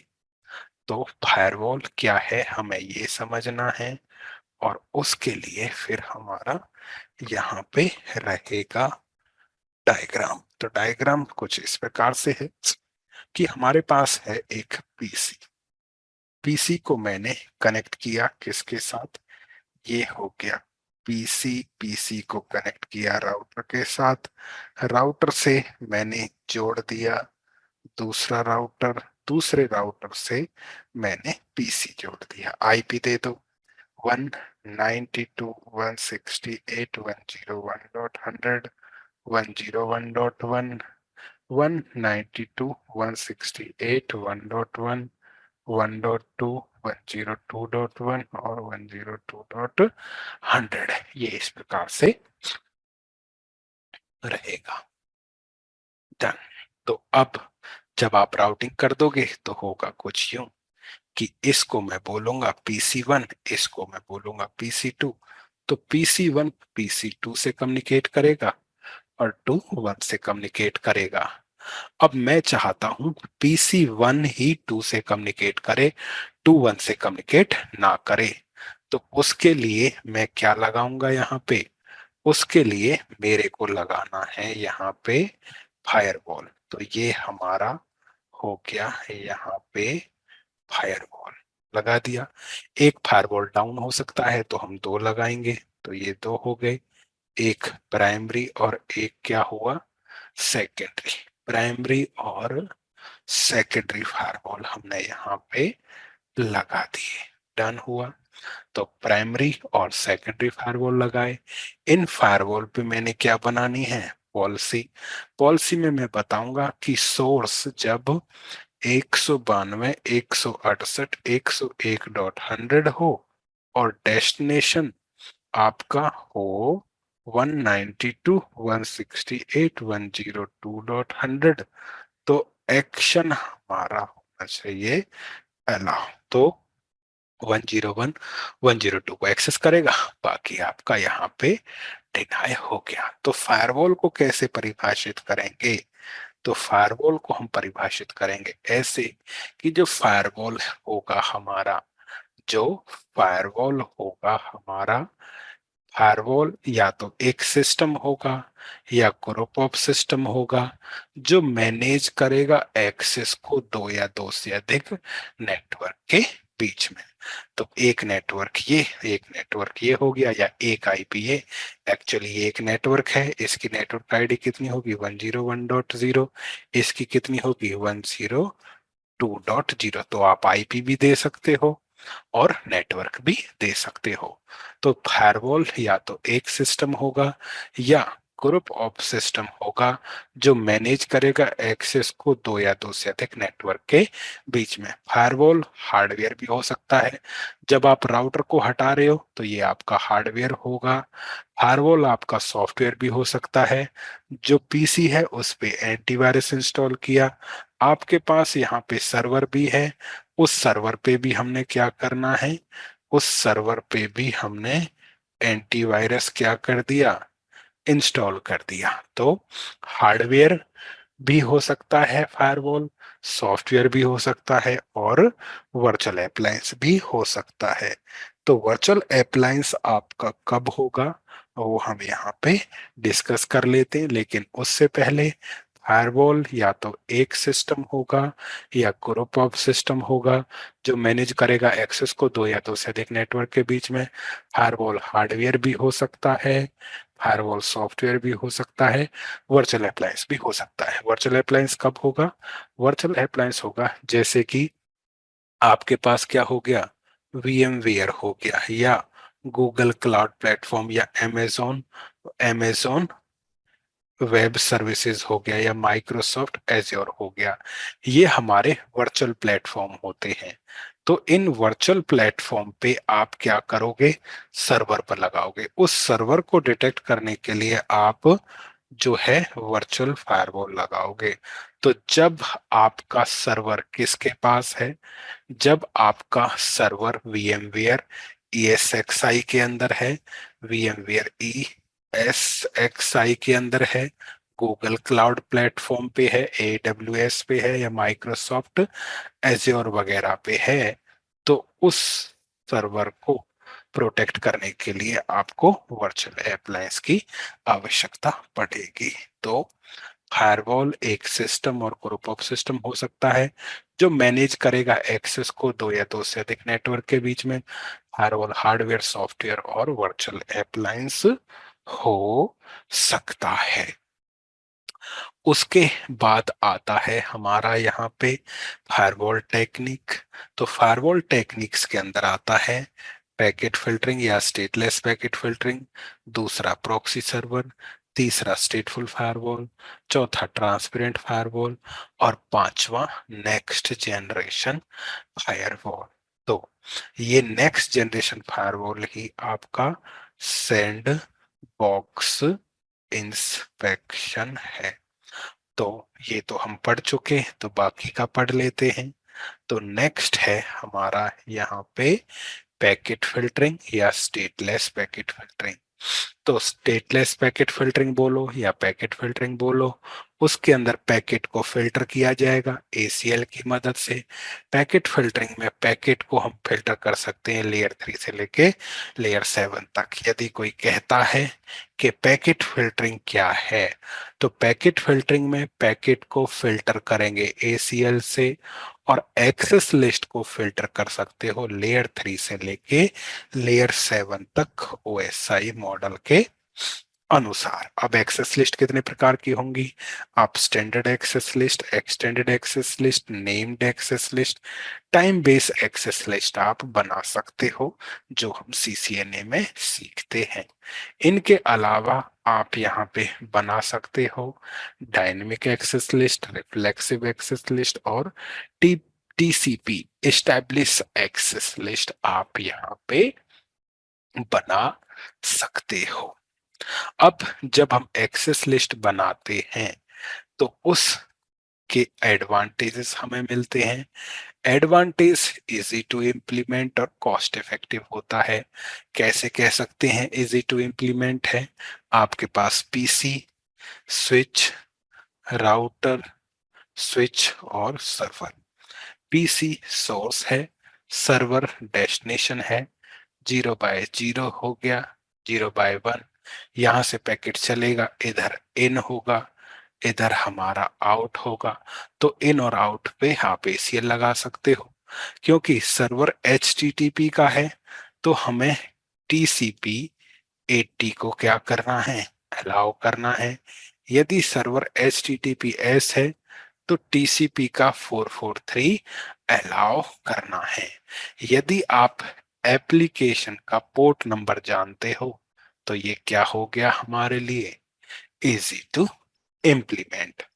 ये कॉस्ट इफेक्टिव भी है। कॉस्ट इफेक्टिव किस तरह से है? अब जो एसीएल है, access control list, access control list switch पे भी बनता है। एसीएल आप राउटर पे भी बना सकते हो। तो राउटर और स्विच दोनों पे एसीएल बनता है। यदि आपके राउटर और स्विच एसीएल सपोर्ट करते हैं तो अलग से कोई डिवाइस लेने की जरूरत नहीं है। तो ये आपके लिए क्या हो गया? कॉस्ट इफेक्टिव भी हो गया। तो एसीएल लगाना आसान है और कॉस्ट इफेक्टिव भी है। यदि किसी चीज के कोई फायदे हैं तो नुकसान भी है। नुकसान ये है नॉट स्केलेबल, ये स्केलेबल नहीं है। तो स्केलेबल क्यों नहीं है? स्केलेबल ये इसलिए नहीं है क्योंकि यहाँ पे इसको समझने के लिए, ये स्केलेबल नहीं है। तो स्केलेबल नहीं है उसके लिए हम जाएंगे कहाँ पे? उसके लिए हम जाएंगे यहाँ पे कि मेरे पास सोर्स है 100, मेरे पास डेस्टिनेशन है 10, मेरे पास क्या है? सर्विसेज है 10। तो अब प्रश्न आता है एसीएल की एंट्रीज कितनी की जाएंगी? तो नंबर ऑफ सोर्स को मल्टीप्लाई करेंगे डेस्टिनेशन से, मल्टीप्लाई करेंगे हम यहाँ पे सर्विस से। तो 100 गुना 10, 1000 गुना 10, तो कितनी एंट्री की जाएंगी? 10,000 एंट्री क्रिएट करना आसान काम नहीं है। तो ये हमारा स्केलेबल नहीं है। दूसरा, कॉम्प्लेक्स एक्सेस लिस्ट क्रिएट और मेंटेन करना हार्ड है। अब इससे क्या मतलब है? तो 10,000 एंट्री क्रिएट करना आसान नहीं है। 100 सोर्स 10 डेस्टिनेशन 10 सर्विस के लिए। दूसरा, कॉम्प्लेक्स एसीएल आप नहीं बना सकते। इस कॉम्प्लेक्स एसीएल से मतलब क्या है? इस कॉम्प्लेक्स एसीएल से मतलब ये है कि यदि मेरे पास कोई पीसी है जो किसी राउटर से कनेक्टेड है, और राउटर से मैंने कनेक्ट कर दिया यहाँ पे इंटरनेट कनेक्ट हमने दिया। अब यहाँ पे एक सर्वर है डीएनएस, तो डीएनएस के लिए मैं अलाउ करूंगा यूडीपी, यूडीपी 53 अलाउ किया। क्लाइंट ने डीएनएस की क्वेरी पे यूडीपी 53 लगाया और वो क्या हो गया? अलाउ हो गया। लेकिन यहाँ पे एक सर्वर रखा हुआ है टोरेंट वाला। अब क्लाइंट ने टोरेंट क्लाइंट ने क्या किया? क्लाइंट ने यहाँ पे टोरेंट का डेटा लिया, टोरेंट के डेटा पे यूडीपी क्या लगा दिया? 53 लगाया, और वो इसके हिसाब से वो भी क्या हो गया? अलाउ हो गया। लेकिन हम किसको अलाउ करना चाहते हैं? डीएनएस को। लेकिन टोरेंट वाले को हम डिनाय, टोरेंट वाले को क्या नहीं कर सकते? हम यहाँ पे डिनाय नहीं कर सकते। तो इस प्रकार की एसीएल, इस प्रकार की एसीएल आप नहीं बना सकते कि यूडीपी 53 पे डीएनएस अलाउ हो, टोरेंट अलाउ ना हो। तो इस प्रकार की एसीएल हम नहीं बना सकते। डन हुआ। तो ये हमारा हुआ किसके बारे में? पैकेट फिल्टरिंग के बारे में। नेक्स्ट क्या है हमारा? नेक्स्ट है प्रॉक्सी सर्वर। तो आज हम इतना ही रखेंगे, और प्रॉक्सी सर्वर हम कल स्टार्ट करेंगे। तो यहाँ मेंशन कर देते हैं, need to start from proxy server. हमें प्रॉक्सी सर्वर से क्या करना है? स्टार्ट करना है। तो आज हम इतना ही रखेंगे। कोई प्रश्न है तो बोलो, वरना सेशन फिनिश करते हैं। ओके, तो मिलते हैं कल, स्टार्ट करेंगे प्रॉक्सी सर्वर के साथ। प्रीवियस क्लास के अंदर हमने किया था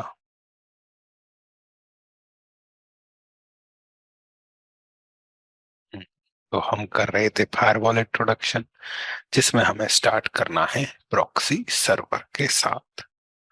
तो प्रीवियस क्लास के अंदर हमने पढ़ा था फायरवॉल क्या है।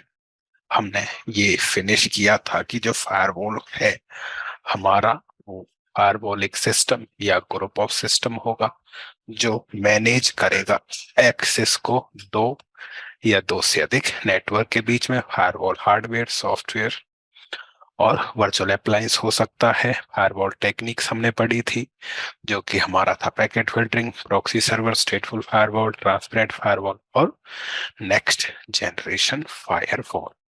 पैकेट फिल्टरिंग के अंदर जब हम बात करते हैं तो हमने पढ़ा था कि पैकेट फिल्टरिंग में या स्टेटलेस पैकेट फिल्टरिंग में पैकेट को फिल्टर किया जाता है एसीएल से। एसीएल के द्वारा आप फिल्टर कर सकते हो लेयर 3 से लेके लेयर 7 तक, और आप एक्सेस लिस्ट बना सकते हो, स्टैंडर्ड, एक्सटेंडेड, नेम्ड और टाइम बेस आप बना सकते हो। Dynamic access list, reflexive access list और टीसीपी एस्टैब्लिश एक्सेस लिस्ट आप बना सकते हो। जब आप एक्सेस लिस्ट बनाओगे तो access list easy to implement रहेगा, कॉस्ट इफेक्टिव रहेगा। डिसएडवांटेज में ये स्केलेबल नहीं है, और कॉम्प्लेक्स एसीएल आप नहीं क्रिएट और मेंटेन नहीं कर सकते। उसके बाद था हमारा प्रॉक्सी सर्वर, जहां से हमें स्टार्ट करना है। तो चलिए स्टार्ट करते हैं प्रॉक्सी सर्वर के साथ। पहले हम डायग्राम से समझेंगे। डायग्राम से समझना इस प्रकार से है कि हमारे पास रिक्वायरमेंट कुछ इस तरह से है। हमारे पास है एक पीसी, तो हमारे पास हो गया एक कंप्यूटर जो कनेक्टेड है स्विच के साथ। स्विच से हमने कनेक्ट किया यहाँ पे एक राउटर, ये हमारा राउटर हो गया। राउटर को हमने कनेक्ट कर दिया किसके साथ, इंटरनेट के साथ। तो ये हमारा राउटर और फिर हमारा इंटरनेट हो गया। अब इंटरनेट से हमारे डिफरेंट डिफरेंट सर्वर्स कनेक्टेड हैं, जैसे कि गूगल हो गया, उसके बाद हो गया यहाँ पे फेसबुक, और हमारे पास हो गया टोरेंट। अब जो यूजर यहाँ पे बैठा हुआ है वो थ्रू राउटर किसी भी वेबसाइट को एक्सेस कर सकता है। हम चाहते हैं कि ये फेसबुक और टोरेंट एक्सेस ना करे, तो उसके लिए हम लगाएंगे यहाँ पे प्रॉक्सी सर्वर। तो प्रॉक्सी सर्वर लगाएंगे, तो यहाँ पे हमने लगा दिया एक प्रॉक्सी सर्वर। तो ये हो गया हमारा प्रॉक्सी सर्वर। प्रॉक्सी सर्वर पे हमने क्रिएट किया पॉलिसीज। पॉलिसीज में हमने बताया कि जो गूगल के लिए कोई यदि रिक्वेस्ट भेजता है तो वो अलाउ कर देना है, अगर फेसबुक के लिए कोई रिक्वेस्ट भेजता है तो वो डिनाई कर देना है, टोरेंट के लिए यदि कोई रिक्वेस्ट भेजता है तो वो भी डिनाई कर देना है। इस प्रकार की पॉलिसीज हम प्रॉक्सी सर्वर पे क्रिएट कर देंगे। अब यहाँ पे प्रॉक्सी सर्वर जब हम डिप्लॉय करते हैं तो इसके दो तरीके हो सकते हैं डिप्लॉयमेंट के। एक रहेगा हमारा एक्सप्लिसिट प्रॉक्सी। जब हम एक्सप्लिसिट प्रॉक्सी कॉन्फ़िगर करते हैं तो उसके अंदर हम करते हैं क्लाइंट कॉन्फ़िग। तो इसमें किया जाता है क्लाइंट की कॉन्फ़िगरेशन। तो क्लाइंट को हम बताएंगे प्रॉक्सी सर्वर कौन है। तो फर्स्ट स्टेप यहाँ पे ये होगा कि जो हमारा क्लाइंट है वो रिक्वेस्ट भेजेगा प्रॉक्सी सर्वर को कि मेरे को किससे कम्युनिकेट करना है, गूगल से। प्रॉक्सी सर्वर पॉलिसीज देखेगा कि गूगल हमारा क्या है, अलाउ है। अब प्रॉक्सी सर्वर खुद रिक्वेस्ट भेजेगा किसको, गूगल को। गूगल जो है वो रिप्लाई भेजेगा किसको, सर्वर को। तो गूगल ने रिप्लाई भेजा प्रॉक्सी सर्वर को, और प्रॉक्सी सर्वर उस रिप्लाई को किसको देगा, यहाँ पे क्लाइंट को देगा। इस प्रकार से आपका रहेगा किसके अंदर, एक्सप्लिसिट प्रॉक्सी। तो एक्सप्लिसिट प्रॉक्सी में हम क्लाइंट को कॉन्फ़िगर करेंगे, क्लाइंट सीधी रिक्वेस्ट प्रॉक्सी सर्वर को देगा। दूसरा डिप्लॉयमेंट मेथड होता है यहाँ पे ट्रांसपेरेंट प्रॉक्सी। ट्रांसपेरेंट प्रॉक्सी जो हमारा रहता है उसमें हम कॉन्फ़िगर करते हैं गेटवे कॉन्फ़िगरेशन। या तो आप क्लाइंट को कॉन्फ़िगर करोगे या गेटवे को। तो इस बार हमने गेटवे, यानी गेटवे में आपका राउटर हो सकता है, आपका फायरवॉल हो सकता है, उसको हम कॉन्फ़िगर करेंगे।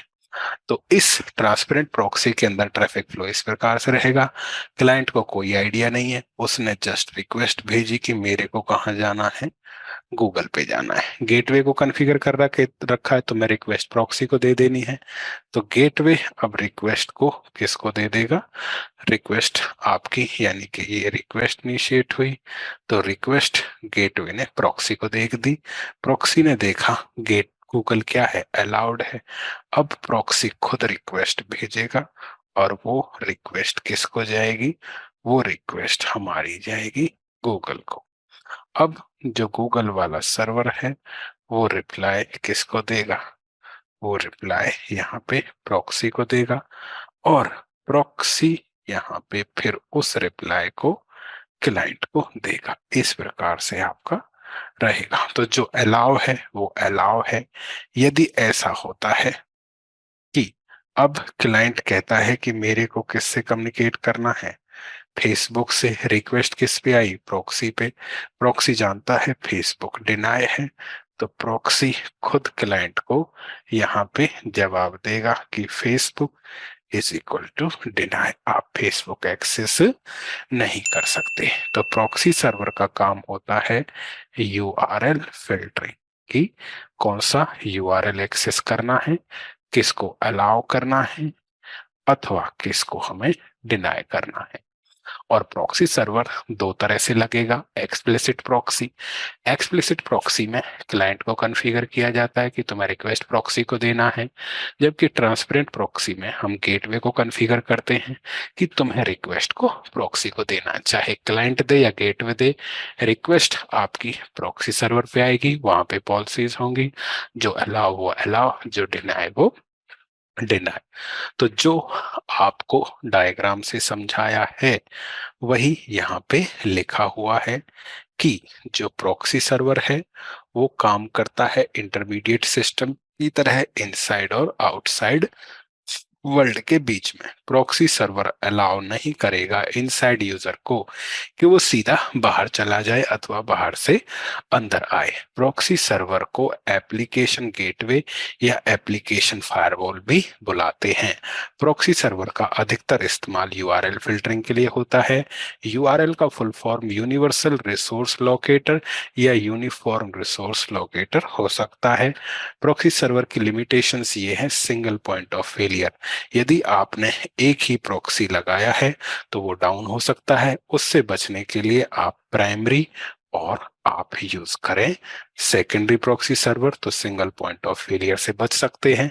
दूसरा लिमिटेशन, इट इंट्रोड्यूस डिले, ये डिले इंट्रोड्यूस करेगा जो मिली सेकेंड में होगा, उसका कुछ नहीं हो सकता। जबकि अपनी परफॉर्मेंस को बेस्ट करने के लिए आप यहाँ पे एक चीज का इस्तेमाल कर सकते हैं, वो ये है कि अच्छी कॉन्फ़िगरेशन का प्रॉक्सी सर्वर लगवाएं, अच्छी बैंडविड्थ इंटरनेट के लिए लें, परचेज करें।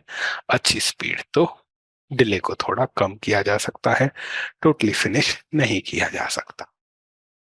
उसके बाद यहाँ पे आता है हमारा स्टेटफुल फायरवॉल। लाइन पढ़ने से पहले डायग्राम से समझेंगे। डायग्राम से समझना हमारा कुछ इस प्रकार से है कि हमारे पास हो गया एक क्लाइंट, तो ये क्लाइंट हो गया जिसको हमने कनेक्ट कर दिया एक फायरवॉल से जो स्टेटफुल फायरवॉल है, और स्टेटफुल फायरवॉल को कनेक्ट कर रखा है सर्वर से। अब ये हमारा हो गया स्टेटफुल फायरवॉल। इजी अंडरस्टैंडिंग के लिए आईपी दे दो 192.168.101.100, 101.1, 102.1 और 192.168.102.100 हो गया, डन हुआ। अब क्लाइंट जब रिक्वेस्ट भेजेगा तो अपना डायनेमिक पोर्ट नंबर इस्तेमाल करेगा और वो रिक्वेस्ट भेजेगा 443 को। तो क्लाइंट एक पैकेट बनाएगा। तो क्लाइंट ने बनाया एक पैकेट।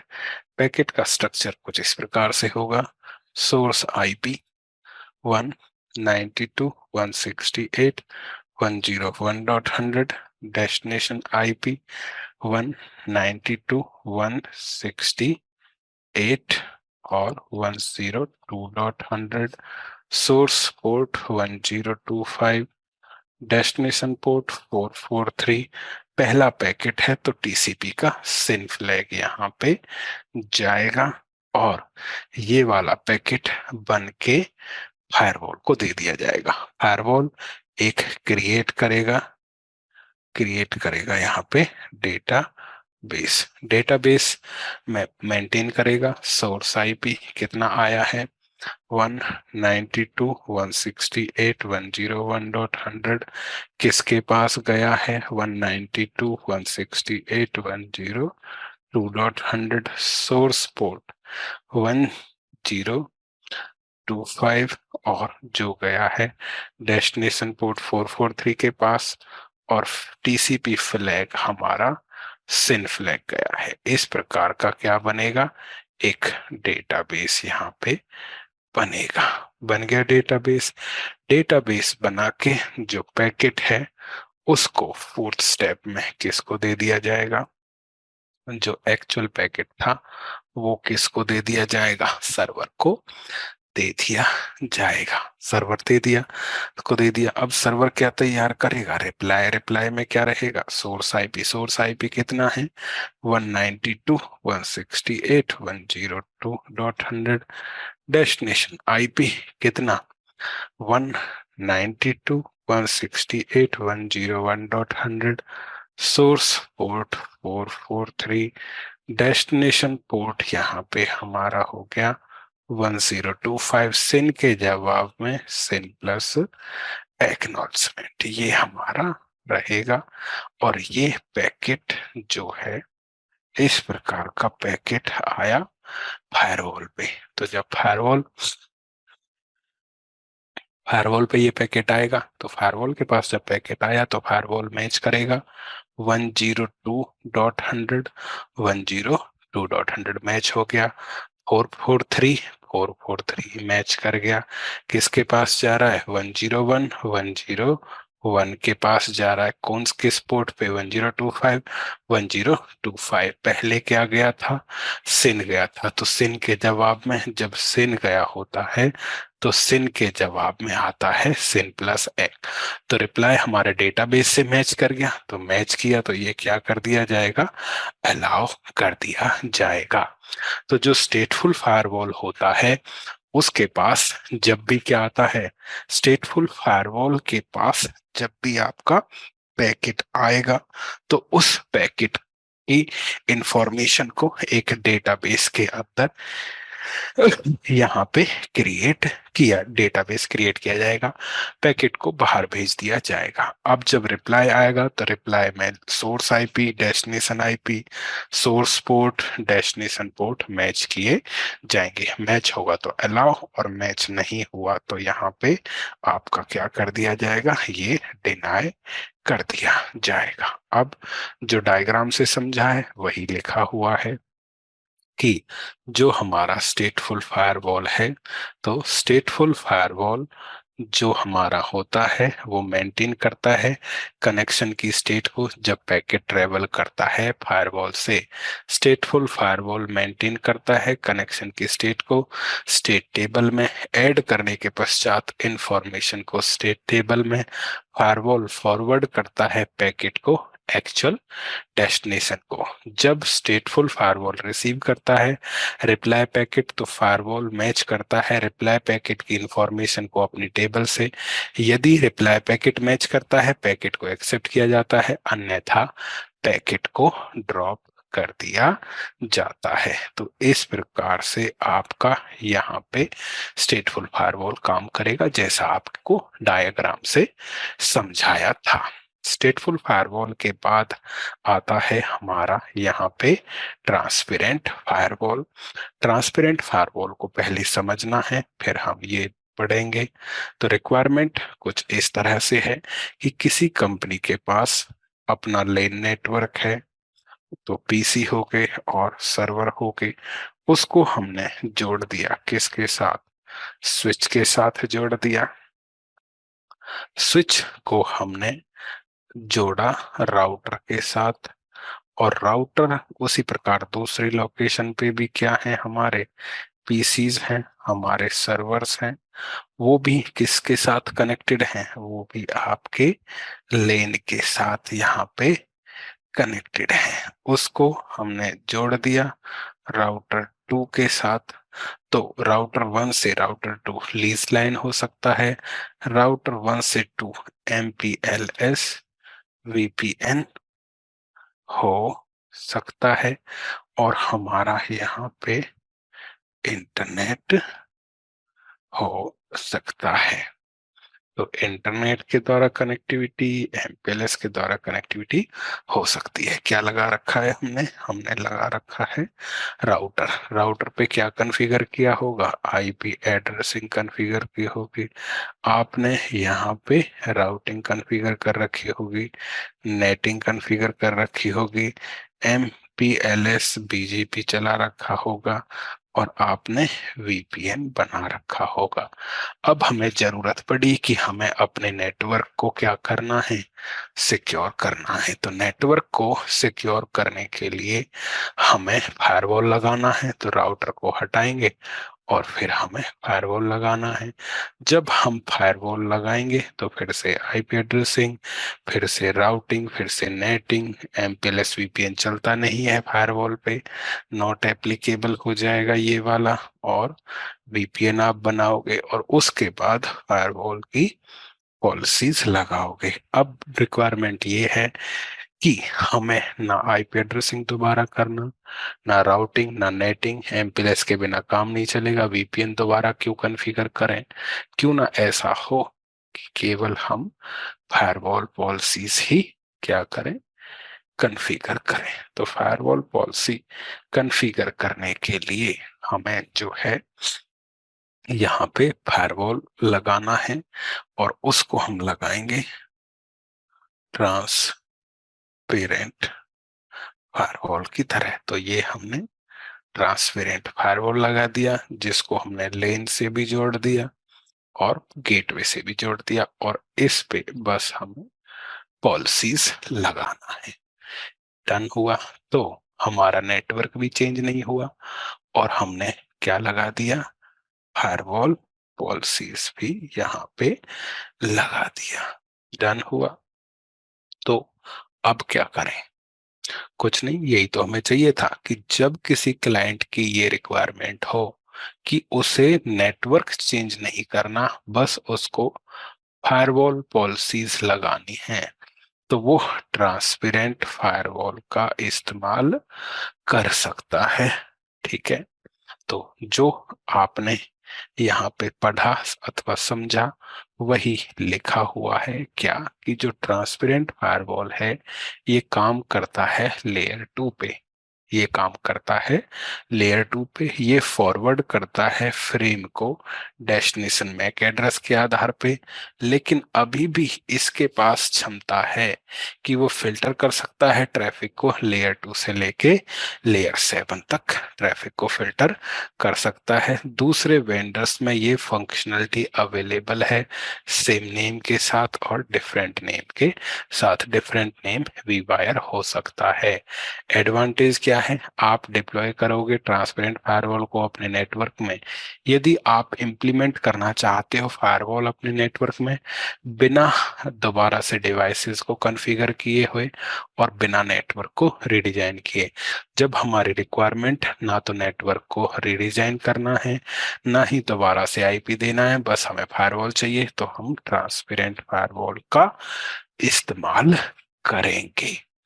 ओके। तो ये हमारी हो गई यहाँ पे कौन सी firewall technique, transparent firewall.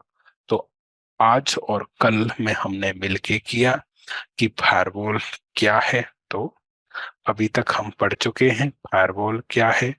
Firewall techniques में हमने पढ़ा packet filtering, proxy server, स्टेटफुल firewall, transparent firewall, और नेक्स्ट जनरेशन फायरवॉल ही आपका क्या है, सैंड बॉक्स इंस्पेक्शन है, जो मैं आपको कल समझा चुका हूं। ठीक है। तो यहाँ तक हमने जो अपने पॉइंट्स हैं वो कवर कर लिए हैं, और वो हमारे हैं कौन से, कि हमने अभी तक पढ़ लिया फायरवॉल का इंट्रोडक्शन हो गया, फायरवॉल टेक्निक्स उसके अंदर आ चुकी हैं, जैसे कि हमारा packet filtering, proxy server, स्टेटफुल firewall, transparent firewall और नेक्स्ट जनरेशन फायरवॉल वाले पॉइंट्स हमने क्लियर किए हुए हैं। तो अब नेक्स्ट है हमारा चेक पॉइंट गाया ओवरव्यू। अब ये चेक पॉइंट गाया क्या है वो हम समझ लेते हैं। पहले हमने जो समझा है उसे क्लियर करेंगे, बाद में डॉक्यूमेंटेशन। तो वेंडर हो गया जो है फायरवॉल वेंडर, तो फायरवॉल वेंडर हो गया कौन, आपका चेक पॉइंट हो गया। और चेक पॉइंट फायरवॉल या अप्लायंसेस यूज करते हैं ओएस, तो चेक पॉइंट अप्लायंसेस यूज करते हैं चेक पॉइंट गाया ऑपरेटिंग सिस्टम, गाया ओएस। तो जो चेक पॉइंट का गाया ऑपरेटिंग सिस्टम है वो चेक पॉइंट अप्लायंसेस पे यूज किया जाता है। तो आप चेक पॉइंट फायरवॉल बोलो, चेक पॉइंट अप्लायंसेस बोलो, वो क्या यूज करते हैं, गाया ऑपरेटिंग सिस्टम यूज करते हैं। तो जो चेक पॉइंट का फायरवॉल, तो हम कह सकते हैं कि जो आपका चेक पॉइंट बोलो, चेक पॉइंट फायरवॉल बोलो या गाया ऑपरेटिंग सिस्टम बोलो, हैज नॉर्मल फायरवॉल फीचर्स, या बोल सकते हो has normal firewall features, normal firewall features and next generation firewall features. तो जो हमारा चेक पॉइंट का गाया ऑपरेटिंग सिस्टम है उसके पास क्या है, नॉर्मल फायरवॉल फीचर्स भी हैं और उसके पास नेक्स्ट जनरेशन फायरवॉल फीचर्स भी हैं। तो सबसे पहले क्या आएगा आपका, नॉर्मल फायरवॉल फीचर्स। तो उसमें आता है सबसे पहले कि ये हमारा कैसा है, स्टेटफुल फायरवॉल है, ठीक है ना। तो स्टेटफुल फायरवॉल भी है आपका। उसके पश्चात इसको आप किससे मैनेज कर सकते हो, CLI एंड GUI मैनेजमेंट। इसका CLI और GUI के द्वारा मैनेजमेंट किया जा सकता है। आपको ये प्रोवाइड करता है IP version 4 routing. IP version 4 routing के अंदर आपका कौन कौन सा आएगा, IP वर्जन 4 में आएगा static routing and default routing, static routing and default routing. आप इसमें क्या यूज कर सकते हो, रेप यूज कर सकते हो, आप इसमें यूज कर सकते हो OSPF ओपन रिप यूज कर सकते हो, OSPF यूज कर सकते हो और OSPF के साथ साथ BGP भी आप कर सकते हो। फिर आपको देगा ये IPv6 राउटिंग। IPv6 राउटिंग में आपको मिलेगा static routing and default routing आपको मिलेगा। उसके अलावा रिप के स्थान पे आप जो है यूज करोगे RIP NG, routing information protocol next generation. आप क्या यूज करोगे, OSPF वर्जन 3 आप यूज करोगे। आपको कौन सी सुविधा देगा, नेटवर्क एड्रेस ट्रांसलेशन किस किस के लिए, IPv4 एंड IPv6 के लिए। आप क्या कर सकते हो यहाँ पे, आप यहाँ पे डिप्लॉय कर सकते हो आईपी सेक VPN। आईपी सेक VPN का मतलब आप यहाँ पे साइट टू साइट VPN बना सकते हो। आप यहाँ पे रिमोट एक्सेस VPN आप बना सकते हो SSL प्रोटोकॉल का इस्तेमाल करके। इसके अलावा आप यहाँ पे क्या अचीव कर सकते हो, जिसको हम बोलते हैं क्लस्टर XL क्लस्टरिंग। तो ये हो गए हमारे क्या, नॉर्मल फायरवॉल फीचर्स। तो नॉर्मल फायरवॉल फीचर्स आपके सामने हैं जो कि आप यहाँ पे देख रहे हो। अब बात आती है नेक्स्ट जनरेशन फायरवॉल फीचर्स। तो नेक्स्ट जनरेशन फायरवॉल फीचर्स में सबसे पहले ये आपको जो प्रोवाइड करेगा, तो हम इसको 1 मिनट थोड़ा सा अच्छी तरह से डेकोरेट कर देते हैं। तो ये हो गए हमारे क्या, नॉर्मल फायरवॉल फीचर्स, ठीक है। अब बात आती है नेक्स्ट जनरेशन फायरवॉल फीचर्स। तो नेक्स्ट जनरेशन फायरवॉल जो सबसे पहले हमें देता है या जो चाहिए होता है, HTTPS इंस्पेक्शन। आपको HTTPS इंस्पेक्शन देगा, जिसको दूसरे शब्दों में SSL डिक्रिप्शन हम यहाँ पे बोलेंगे। तो क्योंकि हमें इनक्रिप्टेड डेटा को पढ़ना है, तो उसके लिए HTTPS इंस्पेक्शन की क्षमता होनी चाहिए, तो वो आप यहाँ पे कर सकते हो। HTTPS इंस्पेक्शन के पश्चात जो है हमारे पास यहाँ पे रहेगा कंटेंट कंटेंट अवेयरनेस, ठीक है। आप क्या डिप्लॉय कर सकते हो, थ्रेट प्रिवेंशन इनेबल कर सकते हो। आप क्या इनेबल कर सकते हो यहाँ पे, एप्लीकेशन कंट्रोल, एप्लीकेशन कंट्रोल आप यहाँ पे डिप्लॉय कर सकते हो। आप क्या डिप्लॉय कर सकते हो, यूआरएल फिल्टरिंग आप डिप्लॉय कर सकते हो। आप ही यहाँ पे कर सकते हो सेंड ब्लास्ट, या बोले तो सेंड बॉक्स इंस्पेक्शन आप इनेबल कर सकते हो।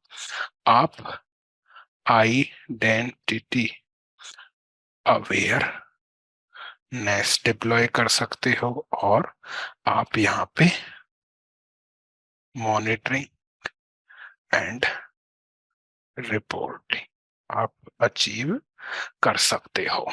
तो जो हमारा चेक पॉइंट का फायरवॉल है या गाया ऑपरेटिंग सिस्टम है, it has normal firewall features and next generation firewall features इसके अंदर आपको यहाँ पे मिलने वाले हैं। और यही वो चीजें हैं जो हम अपनी इस ट्रेनिंग के अंदर पढ़ने वाले हैं। ठीक है, और ये क्या है इनके बारे में हम कल आपको बता चुके हैं। तो पहले तो ये क्लियर होना चाहिए कि चेक पॉइंट क्या क्या कर सकता है। जब हमें ये पता चल गया, ये है समझने वाला और समझाने वाला। जो HTTC यही चीजें जो नेक्स्ट जनरेशन फायरवॉल फीचर्स है, यही किस में होता है, पोलो अल्टो में। जो पोलो अल्टो है HTTPS इंस्पेक्शन को किस नाम से बेचता है, वो बेचता है पोलो अल्टो, इसको बेचता है। एक मिनट यहाँ पे तो मैं पोलो अल्टो से इसकी तुलना भी कर देता हूँ। तो जो पोलो अल्टो है वो पोलो अल्टो पोलो अल्टो तो पोलो अल्टो HTTPS इंस्पेक्शन को बेचता है किस नाम से, SSL डिक्रिप्शन के नाम से। कंटेंट अवेयरनेस को वो बेचता है फाइल ब्लॉकिंग के नाम से। थ्रेट प्रिवेंशन, आप थ्रेट प्रिवेंशन उसका कहलाता है क्या, किस नाम से, कंटेंट आईडी के नाम से कहलाता है। और एप्लीकेशन कंट्रोल पोलो अल्टो पे ऐप आईडी कहलाता है। यूआरएल फिल्टरिंग पोलो अल्टो पे यूआरएल फिल्टरिंग के नाम से ही जाना जाता है। सैंड ब्लास्ट जो कि सैंड बॉक्स इंस्पेक्शन है, वो बेचा जाता है किस नाम से, वो बेचा जाता है वाइल्ड फायर के नाम से।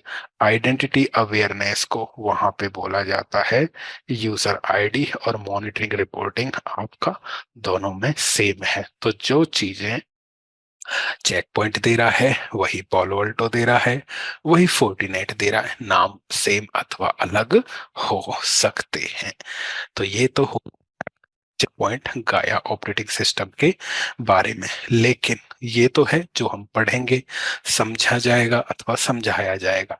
लेकिन कुछ डॉक्यूमेंटेशन गूगल वाला जो है इन फीचर्स, ये तो हो गया डिटेल्ड फीचर, लेकिन ये वो नहीं बताएगा। तो वो मार्केटिंग के हिसाब से हम थोड़ा गूगल भी कर लेते हैं, क्योंकि जो लोग हैं वो गूगल पे क्या लिखेंगे, चेक पॉइंट लिखेंगे। चेक पॉइंट का क्या लिखेंगे, चेक पॉइंट गाया लिखेंगे, और सर्च मारेंगे इस तरह से। तो वो आपसे हो सकता है, ये तो हो गया एक्सट्रैक्ट कि वो क्या देगा। लेकिन लोगों को कुछ और पसंद है, तो उसके लिए हम लिख देंगे चेक पॉइंट गाया। चेक पॉइंट गाया क्या है, तो यहाँ पे सीधा सा लिखा हुआ है, जो गाया है वो चेक पॉइंट का नेक्स्ट जनरेशन ऑपरेटिंग सिस्टम है। किसके लिए, सिक्योरिटी अप्लायंस के लिए। तो मैंने भी क्या बोला था, check point firewall vendor check point हो गया। चेक पॉइंट अपने अप्लायंस बनाता है जो यूज करते हैं चेक पॉइंट का गाया ऑपरेटिंग सिस्टम, जिसमें नॉर्मल फायरवॉल फीचर्स और नेक्स्ट जनरेशन फायरवॉल फीचर्स हैं।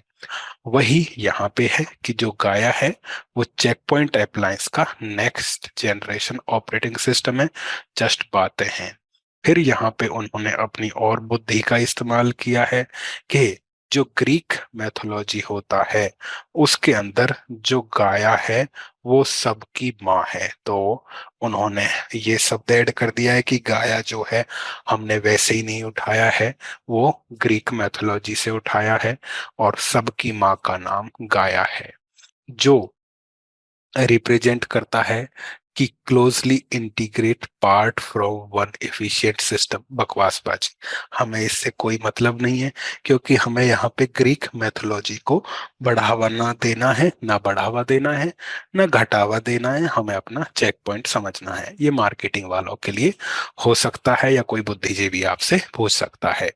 और जो गाया ऑपरेटिंग सिस्टम है वो सपोर्ट करता है full portfolio of check point security blades, चाहे वो गेटवे हो या मैनेजमेंट प्रोडक्ट। यानी चेक पॉइंट के अंदर आप जो चेक पॉइंट ऑपरेटिंग सिस्टम है वो आपका सारे चेक पॉइंट के ब्लेड को सपोर्ट करता है, चाहे वो गेटवे मतलब फायरवॉल हो या आपका मैनेजमेंट सर्वर हो।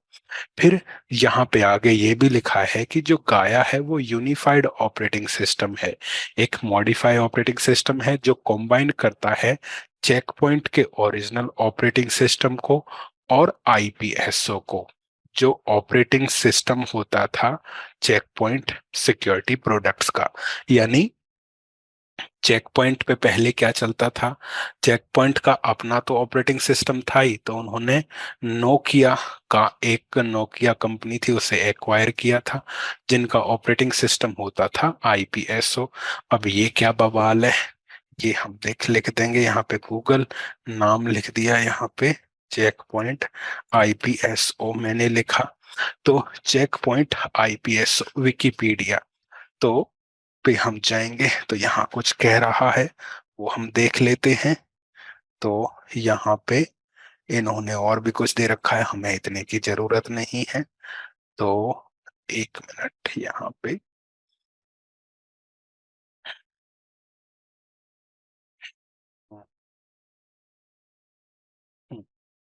तो यहाँ पे पढ़ो कि जो check point IPSO operating system है चेक पॉइंट फायरवॉल अप्लायंस के लिए और अदर सिक्योरिटी डिवाइस के लिए, जो बेस्ड ऑन फ्री बीएसटी, जिसमें न्यूमरस हार्डनिंग फीचर्स अप्लाइड थे। जो IP in IPSO refers to IP silicon network, a company specialized in IP switching acquired by Nokia.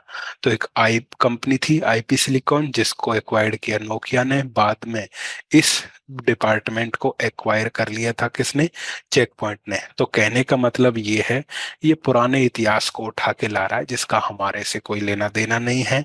हमें फायरवॉल पढ़ना है, ना कि इसकी इतिहास के बारे में।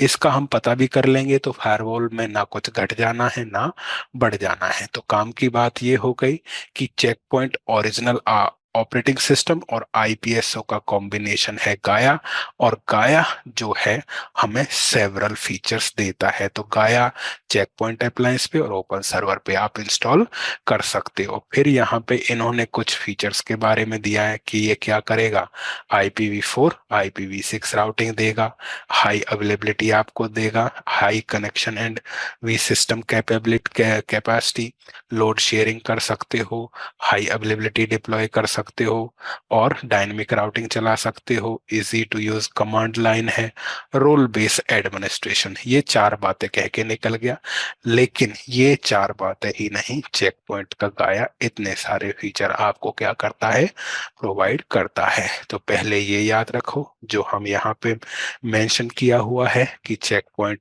के पास नॉर्मल फायरवॉल फीचर्स और नेक्स्ट जनरेशन फायरवॉल फीचर्स हैं, जबकि चेक पॉइंट के डॉक्यूमेंटेशन के अनुसार जो चेक पॉइंट गाया है वो original check point operating system और आईपीएसओ का यूनिफाइड, या बोले तो कॉम्बाइंड ऑपरेटिंग सिस्टम है। तो हमारी बात बन जाएगी। बाकी इसकी हिस्ट्री जान के हमें ना फायदा होने वाला है ना नुकसान होने वाला है। अब जिसने यही समझना है, मेरे को नहीं लगता उसको फायरवॉल से कोई लेना देना है। अब ये तो वही, चलो छोड़ो, समझ गए होंगे।